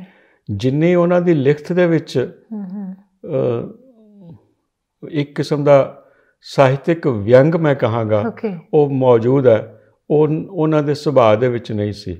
ਸੁਭਾਅ ਉਹਨਾਂ ਦਾ ਇੰਨਾ ਨਰਮ ਖੁੱਲ੍ਹਦਿਲਾ ਕਿ ਹਰ ਇੱਕ ਨੂੰ ਜੀ ਆਇਆਂ ਆਖਣ ਵਾਲੇ, ਅਤੇ ਉਹਨਾਂ ਨਾਲ ਵਿਚਰ ਕੇ ਤੁਹਾਨੂੰ ਮਹਿਸੂਸ ਹੁੰਦਾ ਸੀ ਕਿ ਤੁਸੀਂ ਇੱਕ ਤੁਰਦੇ ਫਿਰਦੇ ਇੱਕ ਅਜਿਹੇ ਇਨਸਾਨ ਦੇ ਨਾਲ ਘੁੰਮ ਰਹੇ ਹੋ ਜਿਸ ਦਾ ਆਪਣਾ ਇੱਕ ਖਾਸ ਮੁਕਾਮ ਹੈ। ਕਿਆ ਬਾਤ ਹੈ, ਕਿਆ ਬਾਤ ਹੈ। ਬੜੇ ਦਿੱਗਜ ਲੋਕਾਂ ਦੀ ਕੰਪਨੀ ਕਰਨ ਦਾ ਤੁਹਾਨੂੰ ਮਾਣ ਮਿਲਿਆ। ਤੁਸੀਂ ਦਲੀਪ ਕੌਰ ਟਿਵਾਣਾ ਹੋਣਾ ਤੋਂ ਦਲੀਪ ਕੌਰ ਟਿਵਾਣਾ ਜੀ, ਡਾਕਟਰ ਰਤਨ ਸਿੰਘ ਜੱਗੀ, ਪ੍ਰੋਫੈਸਰ ਪ੍ਰੇਮ ਪ੍ਰਕਾਸ਼ ਸਿੰਘ, ਡਾਕਟਰ ਅਤਰ ਸਿੰਘ, ਕਿਆ ਬਾਤ ਹੈ, ਇਹ ਮੇਰੇ ਅਧਿਆਪਕ ਰਹੇ ਹਨ ਅਤੇ ਇਹਨਾਂ ਕੋਲੋਂ ਮੈਂ ਬਹੁਤ ਕੁਝ ਸਿੱਖਿਆ ਜ਼ਿੰਦਗੀ ਦੇ ਵਿੱਚ। ਜੋ ਕੁਝ ਵੀ ਬਣ ਸਕਿਆ ਹਾਂ ਇਹਨਾਂ ਦੇ ਅਧਿਆਪਕਾਂ ਦੀ ਦੇਣ ਕਰਕੇ ਹੀ ਹੈ। ਡਾਕਟਰ ਜੱਗੀ ਸਾਨੂੰ ਹਮੇਸ਼ਾ ਇਹ ਸੇਧ ਦਿੰਦੇ ਸਨ ਕਿ ਕੰਮ ਕਰੋ, ਜਿੰਨਾ ਕੰਮ ਕਰੋਗੇ ਓਨਾ ਹੀ ਜ਼ਿੰਦਗੀ ਦੇ ਵਿੱਚ ਪ੍ਰਾਪਤੀ ਹੋਏਗੀ। ਡਾਕਟਰ ਟਿਵਾਣਾ ਸਾਨੂੰ ਜ਼ਿੰਦਗੀ ਦੀਆਂ ਇਹੋ ਜਿਹੀਆਂ ਮਨੋਵਿਗਿਆਨਕ ਗੱਲਾਂ ਸਾਡੇ ਨਾਲ ਸਮਝਾਉਂਦੇ ਸਨ। ਇੱਕ ਖਾਸ ਤਰ੍ਹਾਂ ਦੀ ਸੇਧ ਮਿਲਦੀ ਸੀ ਉਹਨਾਂ ਨਾਲ ਗੱਲ ਕਰਕੇ। ਉਹਨਾਂ ਦੇ ਵਿੱਚ ਇੱਕ ਖਾਸ ਤਰ੍ਹਾਂ ਦੀ ਵਿਟ ਸੀ ਉਹਨਾਂ ਦੀ ਗੱਲਬਾਤ ਦੇ ਵਿੱਚ, ਅਤੇ ਉਹ ਤੁਹਾਨੂੰ ਵਿਅੰਗਾਤਮਕ ਢੰਗ ਨਾਲ ਇਹੋ ਜਿਹੀ ਗੱਲ ਸਮਝਾ ਜਾਂਦਾ ਸੀ ਕਿ ਜਿਹੜੀ ਹੁਣ ਤੱਕ ਵੀ ਸਾਡੇ ਕੰਮ ਆ ਰਹੀ ਹੈ। ਸਰ ਤੁਸੀਂ ਕਿਹੜੇ ਉਹਨਾਂ ਸਾਹਿਤਕਾਰਾਂ ਨੂੰ ਵੱਡਿਆਂ ਨੂੰ ਮਿਲੇ ਹੋਏ ਹੋ, ਕਿਉਂਕਿ ਉਸ ਸਮੇਂ ਦੇ ਉਸ ਪੂਰ ਦੇ ਜਿਹੜੇ ਹੈਗੇ ਨੇ ਹੁਣ ਬਹੁਤੇ ਹੈ ਵੀ ਨਹੀਂ ਸਾਡੇ ਕੋਲ। ਹਾਂਜੀ, ਸ਼ਿਵ ਦੇ ਨਾਲ ਤਾਂ ਤੁਸੀਂ ਨੌਕਰੀ ਵੀ ਕੀਤੀ ਹੋਈ ਆਈ ਥਿੰਕ। ਨਹੀਂ, ਨੌਕਰੀ ਨਹੀਂ। ਸ਼ਿਵ ਕੁਮਾਰ ਤਾਂ ਬੈਂਕ ਦੇ ਵਿੱਚ ਨੌਕਰੀ ਕਰਦੇ ਸਨ, ਉਹ ਯੂਨੀਵਰਸਿਟੀ ਦੇ ਵਿੱਚ ਨਹੀਂ ਸਨ। ਪਰ ਸ਼ਿਵ ਕੁਮਾਰ ਹੋਰਾਂ ਨਾਲ ਮੇਰੀ ਇੱਕ ਸਾਂਝ ਰਹੀ ਕਿ ਮੈਂ ਨਾਭੇ ਨਾਲ ਸੰਬੰਧਿਤ ਹਾਂ। ਨਾਭੇ ਮੇਰੇ ਅਧਿਆਪਕ ਪ੍ਰੋਫੈਸਰ ਹਰਚਰਨ ਸਿੰਘ ਬਾੜ ਸਨ। ਉਹ ਕਿਸੇ ਵੇਲੇ ਬਟਾਲਾ ਪੜ੍ਹਾਉਂਦੇ ਰਹੇ, ਅਤੇ ਜਦੋਂ ਉਹ ਸਰਕਾਰੀ ਨੌਕਰੀ ਦੇ ਵਿੱਚ ਆਏ ਤਾਂ ਉਦੋਂ ਫਿਰ ਉਹਨੂੰ ਸ਼ਿਵ ਨੂੰ ਵੀ ਨਾਭੇ ਨਾਲ ਲੈ ਆਏ। ਤਾਂ ਸ਼ਿਵ ਕੁਮਾਰ ਨੇ ਨਾਭੇ ਕਾਲਜ ਦੇ ਵਿੱਚ ਪ੍ਰੀ ਯੂਨੀਵਰਸਿਟੀ ਦੇ ਵਿੱਚ ਦਾਖਲਾ ਲਿਆ। ਇਹ ਸ਼ਾਇਦ ਬਹੁਤ ਘੱਟ ਲੋਕਾਂ ਨੂੰ। ਤੁਹਾਡੀ ਕਲਾਸ ਫੈਲੋ ਸੀ? ਨਹੀਂ, ਕਲਾਸ ਫੈਲੋ ਨਹੀਂ। ਮੈਂ ਤਾਂ ਮੈਂ ਉਸ ਵੇਲੇ ਕਾਲਜ ਦੇ ਵਿੱਚ ਨਹੀਂ ਸੀ ਪੜ੍ਹਦਾ ਜਦੋਂ ਉਹ ਕਾਲਜ ਦੇ ਵਿੱਚ ਦਾਖਲ ਹੋਏ ਸੀ। ਮੈਂ BA ਕਰ ਚੁੱਕਿਆ ਸੀ। ਪਰ ਸਾਡਾ ਸਾਹਿਤਕ ਮਿੱਤਰਾਂ ਦਾ ਇੱਕ ਥਾਂ ਹੁੰਦਾ ਤੇ ਟਿਕਾਣਾ ਹੁੰਦਾ ਸੀ। ਇੱਕ ਸਾਹਿਤਕਾਰ ਦੋਸਤ ਸਨ ਗੁਰਦੇਵ ਨਿਰਧਨ। ਅੱਛਾ ਜੀ। ਜਿਨ੍ਹਾਂ ਨੇ ਪੰਜਾਬੀ ਗਜ਼ਲ ਨੂੰ ਨਵਾਂ ਰੂਪ ਦੇਣ ਦੇ ਵਿੱਚ ਸਭ ਤੋਂ ਵੱਡਾ ਗਜ਼ਲ ਦੇ ਵਿੱਚ ਬਹੁਤ ਵੱਡਾ ਨਾਮ ਹੈ। ਅਤੇ ਉਸ ਸਨਾਤਨ ਧਰਮ ਸਭਾ ਦੀ ਬਿਲਡਿੰਗ ਦੇ ਵਿੱਚ ਉਹਨਾਂ ਨੇ ਇੱਕ ਕਮਰਾ ਕਿਰਾਏ 'ਤੇ ਲਿਆ ਹੁੰਦਾ ਸੀ, ਅਤੇ ਸ਼ਾਮ ਨੂੰ ਸਾਰੇ ਸਾਹਿਤਕਾਰ ਉਸ ਥਾਂ 'ਤੇ ਆ ਕੇ ਇਕੱਠੇ ਬੈਠਦੇ ਹੁੰਦੇ ਸੀ, ਅਤੇ ਉੱਥੇ ਸ਼ਿਵ ਕੁਮਾਰ ਵੀ ਆਉਂਦਾ ਸੀ। ਅੱਛਾ ਜੀ। ਤਾਂ ਸ਼ਾਇਦ ਇਹ ਸਾਡੇ ਮੇਰੇ ਦਰਸ਼ਕਾਂ ਅਤੇ ਸਰੋਤਿਆਂ ਲਈ ਇਹ ਹੈਰਾਨੀ ਦੀ ਗੱਲ ਵੀ ਹੋਵੇਗੀ ਕਿ ਸ਼ਿਵ ਕੁਮਾਰ ਉੱਥੇ ਇੱਕ ਵਾਜਾ ਵੀ ਰੱਖਿਆ ਹੁੰਦਾ ਸੀ, ਹਾਰਮੋਨੀਅਮ, ਅਤੇ ਹਾਰਮੋਨੀਅਮ 'ਤੇ ਉਹ ਆਪਣੇ ਗੀਤਾਂ ਦੀਆਂ ਟਿਊਨ ਸੈੱਟ ਕਰਦਾ ਹੁੰਦਾ ਸੀ। ਤਾਂ ਕੁਝ ਸਮਾਂ ਰਿਹਾ ਉਹ ਨਾਭੇ ਕਾਲਜ ਦੇ ਵਿੱਚ। ਫਿਰ ਉਹਨੂੰ ਬੈਂਕ ਦੇ ਵਿੱਚੋਂ ਨੌਕਰੀ ਮਿਲ ਗਈ, ਅਤੇ ਬੈਂਕ ਵਾਲਿਆਂ ਨੇ ਉਹਨੂੰ ਬੈਂਕ ਦਾ ਸ਼ਾਇਰ ਬਣਾ ਦਿੱਤਾ। ਬੈਂਕ ਸਰ ਕਿੱਦਾਂ ਦਾ ਉਹਨਾਂ ਦਾ ਵਿਦਿਆਰਥੀ ਜੀਵਨ ਬਾਰੇ ਕੁਝ ਜਾਣਦੇ ਹੋ? ਕੁਝ ਕਿਹਨਾਂ ਬਾਰੇ? ਸ਼ਿਵ ਹੋਣਾ ਬਾਰੇ ਵਿੱਚ ਕੋਈ ਗੱਲ? ਸ਼ਿਵ ਬਹੁਤ ਵਧੀਆ ਨੇਕ ਸੁਭਾਅ ਦਾ ਬੰਦਾ ਸੀ, ਮਿਲਣਸਾਰ ਸੀ, ਬਹੁਤ ਚੰਗੀ ਤਰ੍ਹਾਂ ਗੱਲਬਾਤ ਕਰਦਾ ਸੀ। ਉਹ ਹਲੀਮੀ ਸੀ, ਉਹਦੇ 'ਚ ਨਿਮਰਤਾ ਸੀ, ਅਤੇ ਜਿਸ ਤਰ੍ਹਾਂ ਜਿੰਨਾ ਵੱਡਾ ਉਹ ਸ਼ਾਇਰ ਸੀ ਉਨੀ ਉਸ ਤਰ੍ਹਾਂ ਦੀ ਕੋਈ ਉਹਦੇ ਵਿੱਚ ਫੂੰ-ਫਾਂ ਨਹੀਂ ਸੀ। ਅਤੇ ਉਹ ਦੋਸਤਾਂ ਦੇ ਨਾਲ ਬੜੇ ਆਰਾਮ ਦੇ ਨਾਲ ਗੱਲ ਕਰਦਾ ਸੀ, ਪਿਆਰ ਨਾਲ ਗੱਲ ਕਰਦਾ ਸੀ। ਇਸੇ ਤੋਂ ਹੀ ਪਤਾ ਲੱਗ ਜਾਂਦਾ ਕਿ ਕਿਸੇ ਇੱਕ ਛੋਟੇ ਜਿਹੇ ਕਮਰੇ ਦੇ ਵਿੱਚ ਬੈਠ ਕੇ ਉਹ ਆਪਣਾ ਗੀਤਾਂ ਦੀ ਤਰਜ਼ ਤਿਆਰ ਕਰਦਾ ਹੁੰਦਾ ਸੀ। ਸਰ ਹੋਰ ਕਿਹੜੇ ਲੋਕ ਨੇ ਇੱਦਾਂ ਦੇ ਜਿਨ੍ਹਾਂ ਨੂੰ ਤੁਸੀਂ ਉਸ ਸਮੇਂ 'ਚ, ਵੱਡੇ ਲੋਕ ਜਿਨ੍ਹਾਂ ਨੂੰ ਤੁਸੀਂ ਮਿਲੇ ਹੋ, ਜਿਨ੍ਹਾਂ ਦੀ ਕੰਪਨੀ ਲੈਣ ਦਾ ਤੁਹਾਨੂੰ ਮੌਕਾ ਮਿਲਿਆ? ਵੱਡੇ ਸਾਹਿਤਕਾਰਾਂ ਦੇ ਵਿੱਚੋਂ ਮੈਂ ਡਾਕਟਰ ਹਰਚਰਨ ਸਿੰਘ ਹੋਰੀ ਤਾਂ ਤੁਹਾਨੂੰ ਠੀਕ ਹੀ ਹੈ, ਡਾਕਟਰ ਹਰਭਜਨ ਸਿੰਘ ਹੋਰਾਂ ਨੂੰ ਮਿਲਦਾ ਰਿਹਾ ਮੈਂ, ਡਾਕਟਰ ਬਲਬੀਰ ਸਿੰਘ, ਭਾਈ ਵੀਰ ਸਿੰਘ ਹੋਰਾਂ ਦੇ ਜਿਹੜੇ ਭਰਾਤਾ ਸਨ ਉਹਨਾਂ ਨੂੰ, ਹਾਂਜੀ, ਅਤੇ ਡਾਕਟਰ ਹਰਨਾਮ ਸਿੰਘ ਸ਼ਾਨ, ਸੁਰਜੀਤ ਸਿੰਘ ਸੇਠੀ, ਹਾਂਜੀ, ਅਤੇ ਗੁਰਚਰਨ ਰਾਮਪੁਰੀ, ਸੁਰਜੀਤ ਰਾਮਪੁਰੀ, ਡਾਕਟਰ ਜਗਤਾਰ, ਡਾਕਟਰ ਚੰਦ, ਸਰਦਾਰ ਸਾਧੂ ਸਿੰਘ ਹਮਦਰਦ, ਅਤੇ ਕੰਵਰ ਚੌਹਾਨ। ਇਹਨਾਂ ਦੇ ਨਾਲ ਨਾਲ ਮੇਰੇ ਇੱਕ ਅੰਗਰੇਜ਼ੀ ਦੇ ਅਧਿਆਪਕ ਸਨ, ਪਰ ਉਰਦੂ ਦੇ ਬਹੁਤ ਵੱਡੇ ਸ਼ਾਇਰ ਸਨ, ਬਹੁਤ ਵੱਡੇ ਸ਼ਾਇਰ ਸਨ, ਪ੍ਰੋਫੈਸਰ ਆਜ਼ਾਦ ਗੁਲਾਟੀ। ਓਕੇ ਜੀ। ਉਹਨਾਂ ਦੀ ਸੰਗਤ ਮਾਣਨ ਦਾ ਮੈਨੂੰ ਬਹੁਤ ਮੌਕਾ ਮਿਲਿਆ। ਉਹਨਾਂ ਦੇ ਚਰਨਾਂ 'ਚ ਬੈਠ ਕੇ ਬਹੁਤ ਕੁਝ ਸਿੱਖਿਆ। ਡਾਕਟਰ ਜਗਤਾਰ ਉਹਨਾਂ ਦੇ ਬਾਰੇ ਵਿੱਚ ਕੋਈ ਗੱਲ? ਡਾਕਟਰ ਜਗਤਾਰ ਸ਼ਾਇਦ ਬਹੁਤ ਬੰਦਿਆਂ ਨੂੰ ਇੱਕ ਗੱਲ ਛੋਟੀ ਜਿਹੀ ਮੈਂ ਦੱਸਣਾ ਚਾਹੁੰਦਾ। ਜਗਤਾਰ ਉਹਨਾਂ ਦਾ ਤਖੱਲਸ ਹੁੰਦਾ ਸੀ ਪਪੀਹਾ, ਸ਼ਾਇਦ ਬਹੁਤਿਆਂ ਨੂੰ ਨਹੀਂ ਪਤਾ। ਜਗਤਾਰ ਪਪੀਹਾ ਨਾਂ ਥੱਲੇ ਉਹ ਤੂੰਬੀ ਦੇ ਨਾਲ ਗਾ ਕੇ ਸਟੇਜ ਤੇ ਆਪਣਾ ਗੀਤ ਪੇਸ਼ ਕਰਦੇ ਹੁੰਦੇ ਸਨ ਸ਼ੁਰੂ ਦੇ ਵਿੱਚ। ਓਕੇ ਅੱਛਾ ਜੀ। ਇਹ ਬਹੁਤ ਘੱਟ ਲੋਕਾਂ ਨੂੰ ਪਤਾ ਹੋਵੇਗਾ। ਪਰ ਜਗਤਾਰ ਉਹਨਾਂ ਦੇ ਵਿੱਚ ਇੱਕ ਪ੍ਰਤੀਬੱਧਤਾ ਸੀ। ਉਹ ਅਗਾਂਹਵਧੂ ਵਿਚਾਰਾਂ ਦੇ ਧਾਰਨੀ ਸਨ ਤੇ ਉਹਦੇ ਲਈ ਉਹਨਾਂ ਨੂੰ ਕੁਰਬਾਨੀ ਵੀ ਕਰਨੀ ਪਈ, ਦੇਣੀ ਪਈ। ਬਿਲਕੁਲ ਸਰ। ਸਤਿਆਰਥੀ ਉਹਨਾਂ ਨੂੰ ਵੀ ਮਿਲੇ ਹੋ ਤੁਸੀਂ? ਹਾਂ, ਸਤਿਆਰਥੀ ਹੋਰਾਂ ਨੂੰ ਵੀ ਮਿਲਿਆ। ਸਤਿਆਰਥੀ ਹੋਰੀ ਇੱਥੇ ਪਟਿਆਲੇ ਕਾਫੀ ਦੇਰ ਰਹੇ। ਮੇਰੇ PhD ਦੇ ਇੱਕ ਵਿਦਿਆਰਥੀ ਸਤੀਸ਼ ਕੁਮਾਰ ਵਰਮਾ ਹਨ। ਜੀ। ਤੇ ਵਰਮਾ ਜੀ ਦੇ ਘਰ ਉਹ ਬਹੁਤ ਦੇਰ ਰਹੇ ਸਤਿਆਰਥੀ ਹੋਰੀ। ਤੇ ਸਤਿਆਰਥੀ ਹੋਰਾਂ ਨਾਲ ਗੱਲ ਕਰਕੇ ਉਹ ਆਪਣੀ ਰਚਨਾ ਸੁਣਾਉਂਦੇ ਸੀ। ਜੇ ਤੁਸੀਂ ਉਹਨੂੰ ਕਹੋ ਵੀ ਸਤਿਆਰਥੀ ਜੀ ਇੱਥੇ ਇਹ ਸ਼ਬਦ ਠੀਕ ਨਹੀਂ ਤੇ ਇਹਨੂੰ ਬਦਲ ਲਓ, ਤਾਂ ਉਸੇ ਵੇਲੇ ਉਹ ਪੈਨਸਿਲ ਨਾਲ ਮਿਟਾ ਕੇ ਤੇ ਉਹ ਹੋਰ ਲਿਖ ਲੈਂਦੇ ਸੀ। ਪਰ ਅਖੀਰ ਦੇ ਵਿੱਚ ਕਰਦੇ ਉਹੀ ਸੀ ਜੋ ਉਹਨਾਂ ਨੂੰ ਪਸੰਦ ਸੀ। ਇੱਕ ਵਾਰੀ ਖੁਸ਼ ਕਰ ਦਿੰਦੇ ਸੀਗੇ, ਸਾਹਮਣੇ ਵਾਲੇ ਨੂੰ ਖੁਸ਼ ਕਰ ਦਿੰਦੇ ਸੀ। ਓਕੇ। ਪਰ ਉਹ ਬਹੁਤ ਨੇਕ ਵਧੀਆ ਇਨਸਾਨ ਸਨ। ਓਕੇ। ਗਜ਼ਲ ਸਰ ਤੁਸੀਂ ਬੜੇ ਦਿੱਗਜ ਲੋਕਾਂ ਦੀ ਗਜ਼ਲ ਪੜ੍ਹੀ, ਸਾਧੂ ਸਿੰਘ ਹਮਦਰਦ ਹੋਣੀ, ਕੰਵਰ ਚੌਹਾਨ ਹੋਣੀ, ਗੁਰਦੇਵ ਸਿੰਘ ਨਿਰਦਨ ਉਹਨਾਂ ਦੀ ਗੱਲ ਤੁਸੀਂ ਕੀਤੀ ਹੈ ਨਾ ਸਰ। ਗਜ਼ਲ ਕਹਾਣੀ ਨੂੰ ਵੀ ਤੁਸੀਂ ਛਪਦੀ ਰਹੀ ਹੈ ਤੁਹਾਡੀ ਨਾਗਮਣੀ ਦੇ ਵਿੱਚ ਛਪਦੀਆਂ ਰਹੀਆਂ ਮੇਰੀਆਂ ਕਹਾਣੀਆਂ। ਬਹੁਤੀਆਂ ਕਹਾਣੀਆਂ ਕੁਝ ਹੋਰ ਰਸਾਲਿਆਂ ਦੇ ਵਿੱਚ ਵੀ ਛਪੀਆਂ, ਪਰ ਬਹੁਤੀਆਂ ਨਾਗਮਣੀ ਦੇ ਵਿੱਚ ਛਪੀਆਂ। ਤੇ ਅੰਮ੍ਰਿਤਾ ਜੀ ਇੱਕ ਨਿਹਾਇਤ ਵਧੀਆ ਸਾਹਿਤਕਾਰ ਸਨ। ਉਹ ਨਾਗਮਣੀ ਵਿੱਚ ਛਪਣਾ ਇਹ ਉਸ ਵੇਲੇ ਸਾਡੀ ਤਾਂ ਜਵਾਨ ਸੀ ਉਸ ਵੇਲੇ ਅਸੀਂ ਇਹ ਮੰਨਿਆ ਜਾਂਦਾ ਸੀ ਕਿ ਨਾਗਮਣੀ ਵਿੱਚ ਛਪ ਗਏ ਤਾਂ ਹੁਣ ਤੁਸੀਂ ਸਥਾਪਿਤ ਲੇਖਕ ਹੋ ਗਏ। ਬਿਲਕੁਲ। ਇਹ ਪ੍ਰੀਤ ਲੜੀ ਤੇ ਨਾਗਮਣੀ ਦੋ ਏਦਾਂ ਦੇ ਮੈਗਜ਼ੀਨ ਸੀ ਜਿਨ੍ਹਾਂ ਦੀ ਬੜੀ ਸੀਗਾ। ਪ੍ਰੀਤ ਲੜੀ ਦੀ ਇੱਕ ਸੋਚ ਸੀ, ਵੱਖਰੀ ਸੋਚ ਤਰ੍ਹਾਂ ਦੀ ਰਚਨਾ ਛਪਦੀ ਸੀ। ਤਜਰਬੇ ਤਾਂ ਇਹੋ ਜਿਹੇ ਵੀ ਹੋਏ, ਮਤਲਬ ਕਈ ਵਾਰੀ ਮੈਂ ਪ੍ਰੀਤ ਲੜੀ ਦੇ ਵਿੱਚ ਇੱਕ ਵਾਰੀ ਇੱਕ ਕਹਾਣੀ ਭੇਜੀ। ਕਹਾਣੀ ਕਾਗਜ਼ ਦੇ ਇੱਕ ਪਾਸੇ ਹੈ, ਬੜੀ ਅਜੀਬ ਤਰ੍ਹਾਂ ਦੀ ਗੱਲ, ਪਰ ਕਈ ਵਾਰੀ ਕਰਨ ਦੀ ਵੀ ਲੋੜ ਮਹਿਸੂਸ ਹੁੰਦੀ ਹੈ ਕਿ ਉਸ ਕਹਾਣੀ ਇੱਕ ਉਦੋਂ ਟਾਈਪ ਵਗੈਰਾ ਤੇ ਘੱਟ ਹੁੰਦੇ ਸੀ, ਕੰਪਿਊਟਰ ਤੇ ਹੈ ਨਹੀਂ ਸੀ, ਤੇ ਕਾਗਜ਼ ਦੇ ਇੱਕ ਪਾਸੇ ਲਿਖੇ ਹੋਏ ਸੀ। ਉਹ 3-4 ਮਹੀਨਿਆਂ ਬਾਅਦ ਮੈਨੂੰ ਉਹ ਕਹਾਣੀ ਵਾਪਸ ਆ ਗਈ, ਪਰ ਜਿਹੜੇ ਖਾਲੀ ਪੰਨੇ ਸਨ ਪਿਛਲੇ ਪਾਸੇ ਉਸ ਪਾਸੇ ਆਪਣੇ ਦਫ਼ਤਰ ਦਾ ਕੰਮ ਕੀਤਾ ਹੋਇਆ ਸੀ। ਦੇਖੋ ਸਰ ਕਿਆ ਬਾਤ ਹੈ। ਇਟ ਮੀਨਸ ਕਿ ਚੀਜ਼ਾਂ ਦੀ ਜਿਹੜੀ ਸੀਗੀ ਯੂਟਿਲਾਈਜੇਸ਼ਨ ਜਿਹੜੀ ਸੀ ਉਹ ਪ੍ਰੋਪਰ ਹੁੰਦੀ ਸੀ। ਵਾਕਈ ਸਾਰੀ ਸਿੱਖਣ ਵਾਲੀ ਗੱਲ ਹੈ ਸਰ। ਉਹ ਸਮਾਂ ਤੁਹਾਡਾ ਯੂਨੀਵਰਸਿਟੀ ਦੇ ਵਿੱਚ ਪੜ੍ਹਨਾ, ਯੂਨੀਵਰਸਿਟੀ ਦੇ ਵਿੱਚ ਬਹੁਤ ਸਾਰੇ ਪੂਰ ਤੁਸੀਂ ਸਟੂਡੈਂਟਸ ਦੇ ਕੱਢੇ, ਬਹੁਤ ਸਾਰਿਆਂ ਨੇ ਤੁਹਾਡੇ ਕੋਲ PhD ਵੀ ਕੀਤੀ। ਅੱਜ ਦਾ ਸਮਾਂ ਜਦੋਂ ਤੁਸੀਂ ਮਤਲਬ 8 ਦਹਾਕੇ ਹੋ ਗਏ, ਤੇ ਕਿਵੇਂ ਦਾ ਮਹਿਸੂਸ ਹੁੰਦਾ ਹੈ? ਇਸ ਤਰ੍ਹਾਂ ਦੇਖੋ, ਪਰਿਵਰਤਨ ਤਾਂ ਜ਼ਿੰਦਗੀ ਦਾ ਸੁਭਾਅ ਹੈ। ਪਰਿਵਰਤਨ ਤੇ ਹੋਣਾ ਹੀ ਹੋਣਾ, ਪਰੰਤੂ ਪਰਿਵਰਤਨ ਚੰਗੇ ਪਾਸੇ ਵੱਲ ਹੋਵੇ ਤੇ ਉਹ ਜ਼ਿਆਦਾ ਠੀਕ ਹੈ। ਹੋ ਸਕਦਾ ਕਿ ਅਸੀਂ ਜਿਹੜੀਆਂ ਕੀਮਤਾਂ ਜੀਆਂ ਜਾਂ ਜਿਸ ਸਮੇਂ 'ਚੋਂ ਲੰਘੇ ਹਾਂ ਉਸ ਤੋਂ ਸਾਨੂੰ ਲੱਗਦਾ ਹੋਵੇ ਕਿ ਅਜੋਕੀ ਜਿਹੜੀ ਜ਼ਿੰਦਗੀ ਹੈ, ਅਜੋਕਾ ਜਿਹੜਾ ਮਾਹੌਲ ਹੈ, ਉਹ ਕੋਈ ਢੁਕਵਾਂ ਵਧੀਆ ਪ੍ਰਭਾਵਸ਼ਾਲੀ ਨਹੀਂ ਰਿਹਾ। ਕੀਮਤਾਂ ਜਿਹੜੀਆਂ ਹਨ ਟੁੱਟ ਭੱਜ ਰਹੀਆਂ ਹਨ। ਇੱਕ ਉਹ ਸਾਰੀ ਸਿੱਖਿਆ ਦੇ ਖੇਤਰ 'ਚ ਵੀ ਹੋਏਗੀ। ਮੇਰਾ ਇੱਕ ਸ਼ੇਅਰ ਹੈ ਤੇ ਉਹ ਕਿਸੇ ਵੀ ਥਾਂ ਤੇ ਤੁਸੀਂ ਲਾਗੂ ਕਰ ਸਕਦੇ ਹੋ, ਸਮਾਜ ਦੇ ਕਿਸੇ ਵੀ ਬਣਤਰ ਤੇ, ਕਿ ਕੰਧਾਂ ਉਹੀਓ, ਛੱਤਾਂ ਉਹੀਓ ਤੇ ਬੰਦੇ ਵੀ ਉਹੀਓ, ਲੇਕਿਨ ਜਿਹੜਾ ਘਰ ਸੀ ਆਪਣਾ ਉਹ ਹੁਣ ਗਿਆ ਹੈ ਕਿੱਥੇ। ਕਿਆ ਬਾਤ ਹੈ, ਕਿਆ ਬਾਤ ਹੈ। ਹਾਂ, ਤਾਂ ਘਰ ਵਿੱਚੋਂ ਜਿਸ ਤਰ੍ਹਾਂ ਘਰ ਦੇ ਵਿੱਚੋਂ ਘਰ ਗਾਇਬ ਹੋ ਗਿਆ, ਸਿੱਖਿਆ ਵਿੱਚੋਂ ਸਿੱਖਿਆ ਗਾਇਬ ਹੋ ਗਈ ਹੈ। ਸਿੱਖਿਆ 'ਚ ਸਿੱਖਿਆ ਗਾਇਬ ਹੋ ਗਈ। ਹਾਂਜੀ।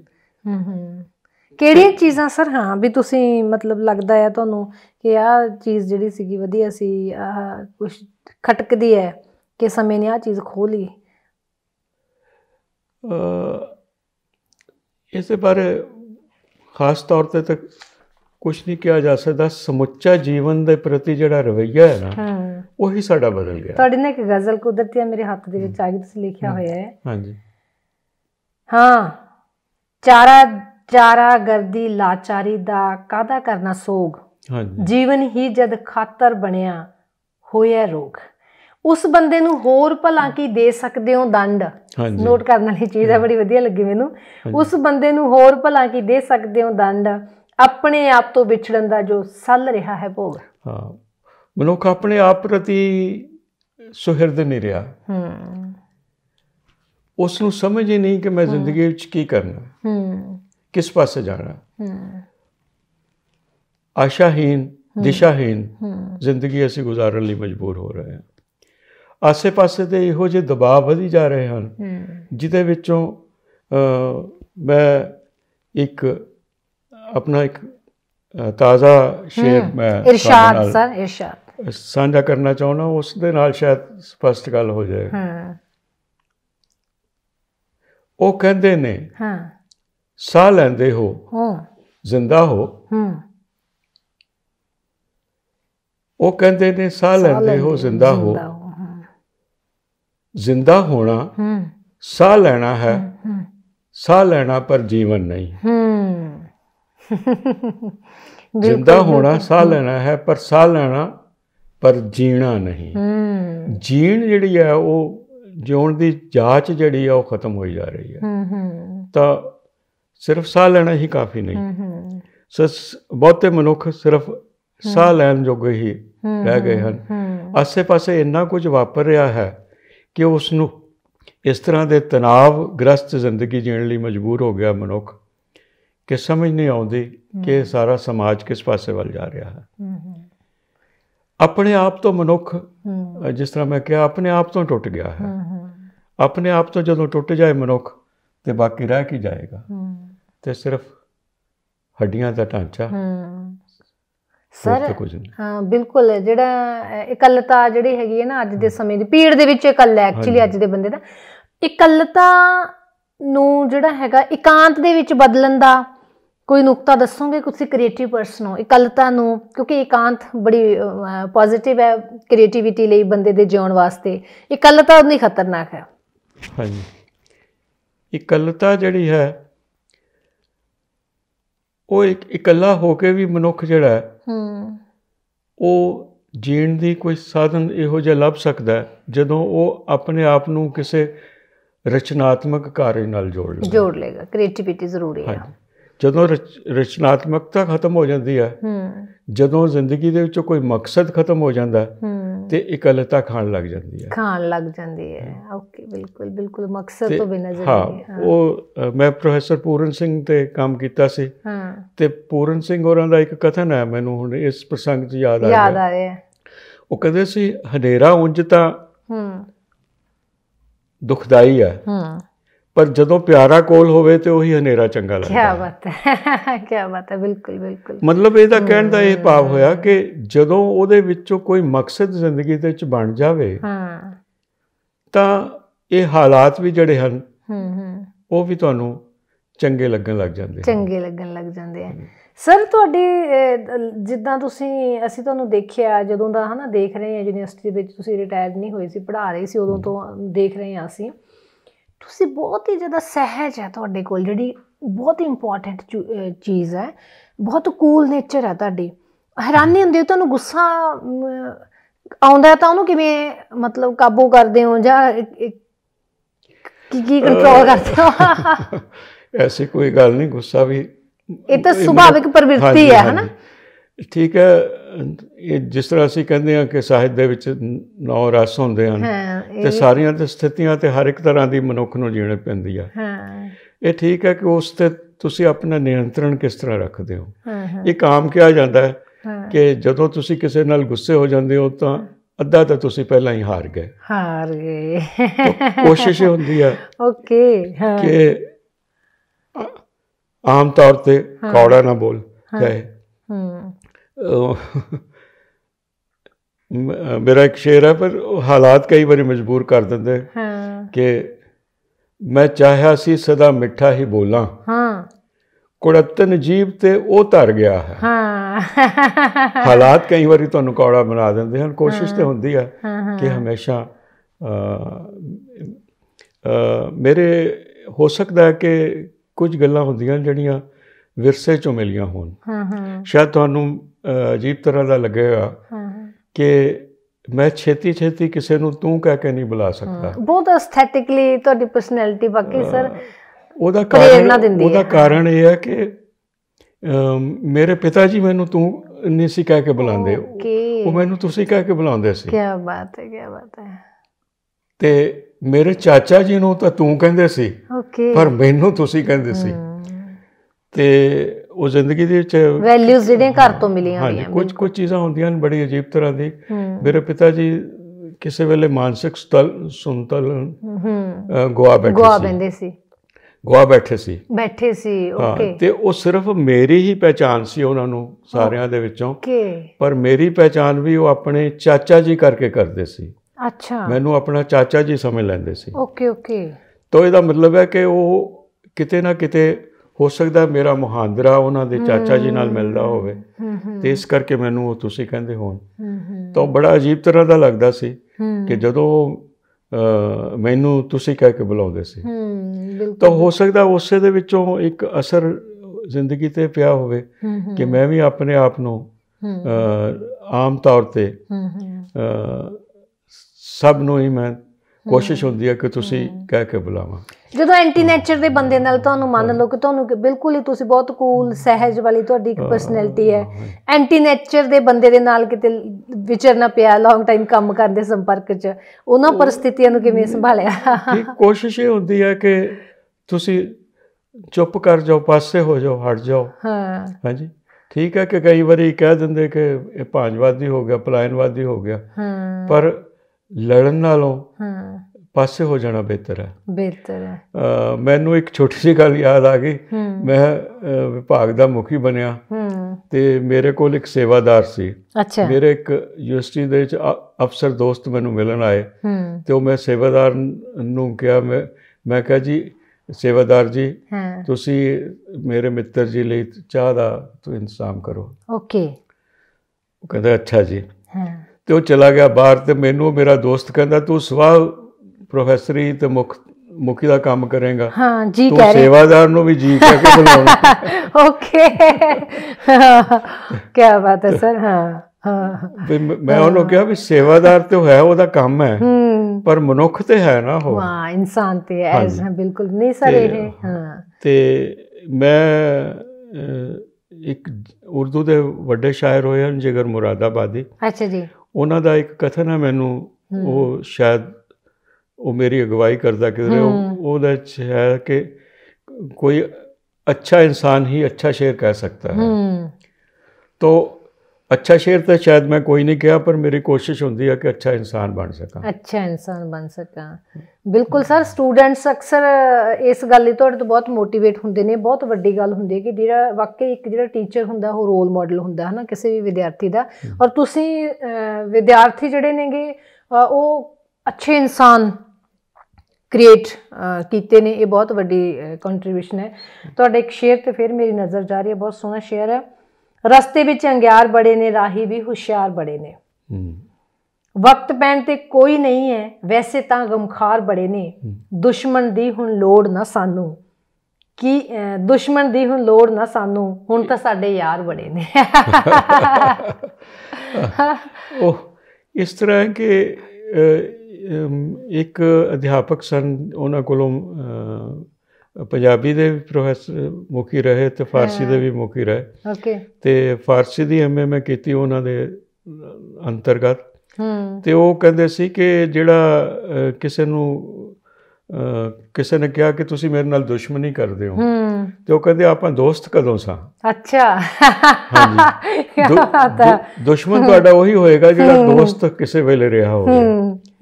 ਤਾਂ ਮੇਰਾ ਇੱਕ ਸ਼ੇਰ ਹੈ ਫਿਰ ਇਰਸ਼ਾਦ ਤੇ ਉਹਦੇ ਵਿੱਚ ਕਿ ਦੁਸ਼ਮਣਾਂ ਦੇ ਪੱਥਰਾਂ ਦੀ ਮਾਰ ਤਾਂ ਭੁੱਲ ਜਾਏਗੀ, ਦੁਸ਼ਮਣਾਂ ਦੇ ਪੱਥਰਾਂ ਦੀ ਮਾਰ ਤਾਂ ਭੁੱਲ ਜਾਏਗੀ, ਦੋਸਤਾਂ ਦੇ ਫੁੱਲ ਦਾ ਚਰਚਾ ਰਹੇਗਾ ਦੇਰ ਤੱਕ। ਕਿ ਬਿਲਕੁਲ ਬਿਲकुल क्या बात है। ਤੇ ਜੋ ਜ਼ਖਮ ਦੋਸਤਾਂ ਨੇ ਦਿੱਤੇ ਹਨ ਉਹ, ਕਿਉਂਕਿ ਕਿਸੇ ਨਾ ਕਿਸੇ ਗੱਲ ਤੇ ਜੇ ਜ਼ਿੰਦਗੀ 'ਚ ਕੋਈ ਤਕਰਾਰ ਹੋ ਜਾਏ ਤਾਂ ਕੋਸ਼ਿਸ਼ ਕਰਨੀ ਚਾਹੀਦੀ ਹੈ ਕਿ ਉਸ ਨੂੰ ਛੇਤੀ ਤੋਂ ਛੇਤੀ ਖਤਮ ਕਰ ਲਿਆ ਜਾਵੇ, ਉਸ ਨੂੰ ਗੰਢ ਨਾ ਬਣਾਇਆ ਜਾਵੇ। ਕੀ ਬਾਤ ਹੈ। ਗੰਢ ਜਿਹੜੀ ਬੰਦੇ ਨੂੰ ਖੁਦ ਨੂੰ ਵੀ ਤਕਲੀਫ ਦਿੰਦੀ। ਬਿਲਕੁਲ ਬਿਲकुल। ਸਰ ਤਿਤਲੀ ਬੜੀ ਤੁਹਾਡੀ ਹਿੱਟ ਹੋਈ ਸੀ। ਤਿਤਲੀ ਯੂਨੀਵਰਸਿਟੀ ਦੇ ਮਾਹੌਲ ਤੇ ਤੁਸੀਂ ਜਿਹੜੀ ਲਿਖੀ ਸੀ ਕਵਿਤਾ, ਸੁਣਾ ਦਿਓ, ਹੋ ਜਾਏ ਸਾਡੇ ਦਰਸ਼ਕਾਂ ਨੂੰ ਵੀ ਸੁਣਾ ਦਿਓ। ਚਲੋ ਕੁਝ ਸ਼ੇਰ ਜੇ ਮੈਨੂੰ ਯਾਦ ਆਉਂਦੇ ਤਾਂ ਮੈਂ ਸੁਣਾਉਂਦਾ।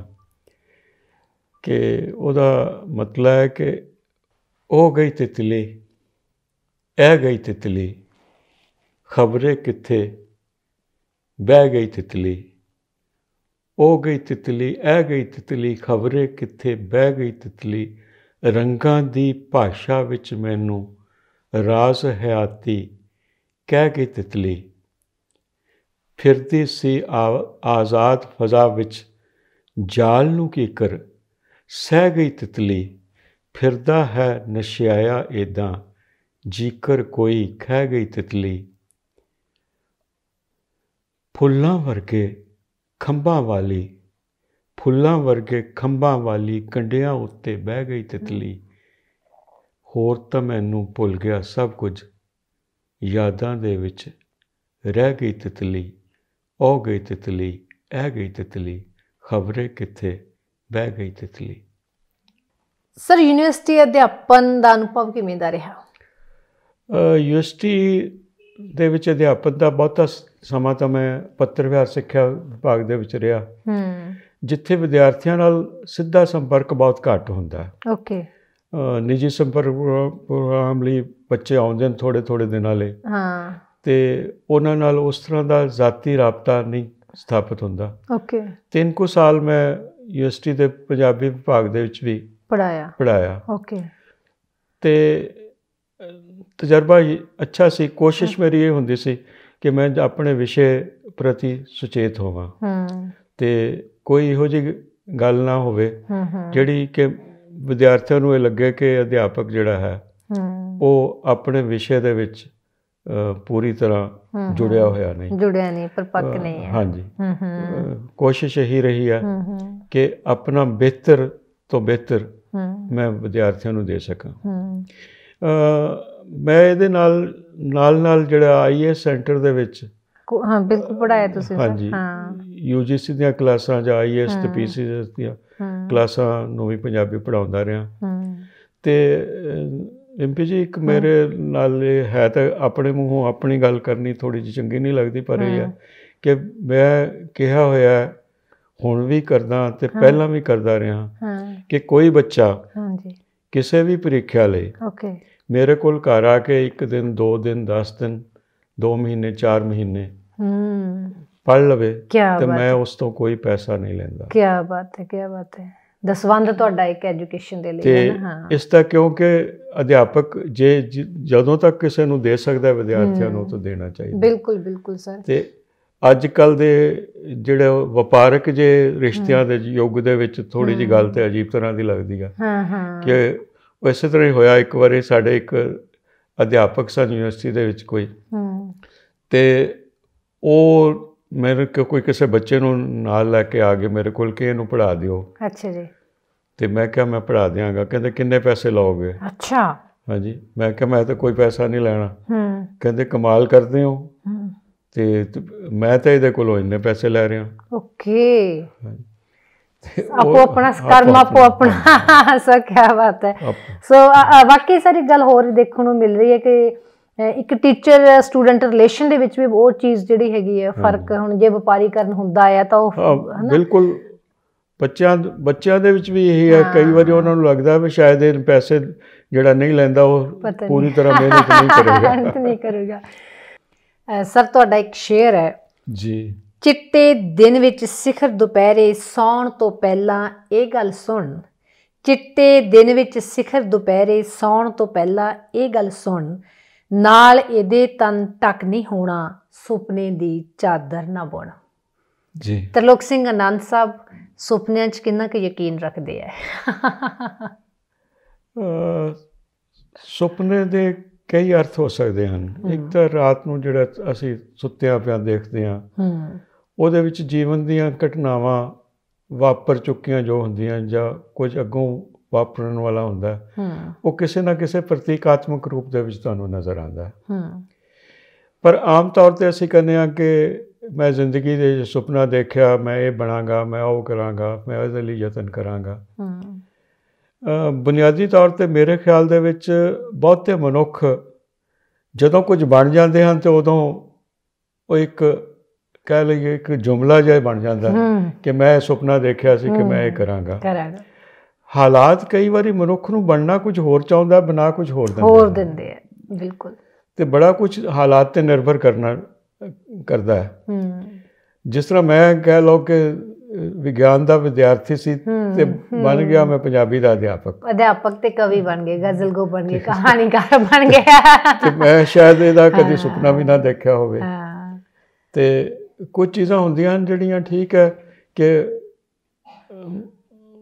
ਜ਼ਿੰਦਗੀ 'ਚ ਵਾਪਰ ਜਾਂਦੀਆਂ ਹਨ, ਉਹ ਤੁਹਾਨੂੰ ਪ੍ਰਭਾਵਿਤ ਕਰਦੀਆਂ ਹਨ, ਤੁਹਾਨੂੰ ਚੰਗਾ ਲੱਗਦਾ ਹੈ ਕਈ ਵਾਰੀ। ਸੁਪਨੇ ਦਾ ਤਾਂ ਕੀ ਹੈ, ਮੈਂ ਆਪਣੀ ਇੱਕ ਗੱਲ ਦੱਸਦਾ ਕਿ ਮੈਨੂੰ ਸ਼ੁਰੂ ਸਾਡੇ ਮੁਹੱਲੇ ਦੇ ਵਿੱਚ ਜਿਹੜਾ ਡਾਕੀਆ ਡਾਕ ਦੇਣ ਆਉਂਦਾ ਸੀ ਨਾ, ਤਾਂ ਮੈਨੂੰ ਬਹੁਤ ਚੰਗਾ ਲੱਗਦਾ ਸੀ ਕਈ ਵਾਰੀ। ਅੱਛਾ। ਤੇ ਮੇਰਾ ਦਿਲ ਕਰਦਾ ਸੀ ਕਿ ਮੈਂ ਡਾਕੀਆ ਬਣ ਜਾਵਾਂ। ਹੁਣ ਉਹ ਸੁਪਨਾ ਤਾਂ ਮੇਰਾ ਡਾਕੀਆ ਬਣਨ ਦਾ ਸੀ ਤੇ ਬਣ ਗਿਆ ਮੈਂ ਪ੍ਰੋਫੈਸਰ। तो चलो ये पता नहीं, शायद मैं लोगों ਦੀਆਂ ਚਿੱਠੀਆਂ ਪਹੁੰਚਾਉਂਦਾ ਤੇ ਸਵਾਦ ਆਉਂਦਾ ਮੈਨੂੰ ਉਹਦੇ ਤੇ ਤਸੱਲੀ ਮਿਲਦੀ। तो ਇਹ ਕਈ ਚੀਜ਼ਾਂ ਹੁੰਦੀਆਂ ਤਿਤਲੀਆਂ ਤੇ ਨਹੀਂ ਨਾ ਕਿ ਉਸ ਤੋਂ ਕਵਿਤਾ ਲਿਖੀ ਜਾਣੀ ਹੈ। ਨਹੀਂ, ਇਹ ਜਿਹੜਾ ਵਿਵਸਾਏ ਹੈ, ਜੋ ਕੰਮ ਹੈ ਜਿਹੜਾ ਕਿਸੇ ਦਾ, ਉਹਦਾ ਲੇਖਣੀ ਨਾਲ ਕੋਈ ਮਹੱਤਵ ਨਹੀਂ ਹੈ। ਲੇਖਕ ਤਾਂ ਕੋਈ ਵੀ ਹੋ ਸਕਦਾ ਹੈ, ਜਿਸ ਦੇ ਅੰਦਰ ਕੋਈ ਚਿਣਗ ਹੈ, ਉਹ ਕੁਦਰਤ ਨੇ ਪਾਈ ਹੋਈ ਹੈ ਤੇ ਉਹ ਲੇਖਕ ਬਣ ਜਾਂਦਾ ਹੈ। ਪਰ ਤਿਤਲੀ ਤਾਂ ਸਪੈਸ਼ਲੀ ਯੂਨੀਵਰਸਿਟੀ 'ਚ ਆ ਕੇ ਬਣੀ ਨਾ, ਯੂਨੀਵਰਸਿਟੀ ਦੇ ਮਾਹੌਲ ਨੇ। ਗੱਲ ਇਹ ਹੈ ਵੀ ਇਸ ਤਰ੍ਹਾਂ ਸੀ, ਮੈਂ ਤੁਹਾਨੂੰ ਦੱਸਾਂ ਵੀ ਹੋਇਆ ਕਿਸ ਤਰ੍ਹਾਂ ਕਿ ਉਹ ਇੱਕ ਵਿਦਿਆਰਥੀ ਸੀ ਮੇਰਾ ਤੇ ਉਹਨੂੰ ਕੋਈ ਲੜਕੀ ਹਾਂਜੀ ਪਸੰਦ ਕਰਦੀ ਸੀ ਜਾਂ ਕਰਦਾ ਸੀ, ਉਹ ਪਸੰਦ ਕਰਦਾ ਸੀ ਤੇ ਉਹਨੇ ਕਿਹਾ ਵੀ ਮੈਂ ਉੱਥੇ ਖੜੀ ਹੋਵਾਂਗੀ, ਤੂੰ ਆ ਜਾਈਂ। ਓਕੇ।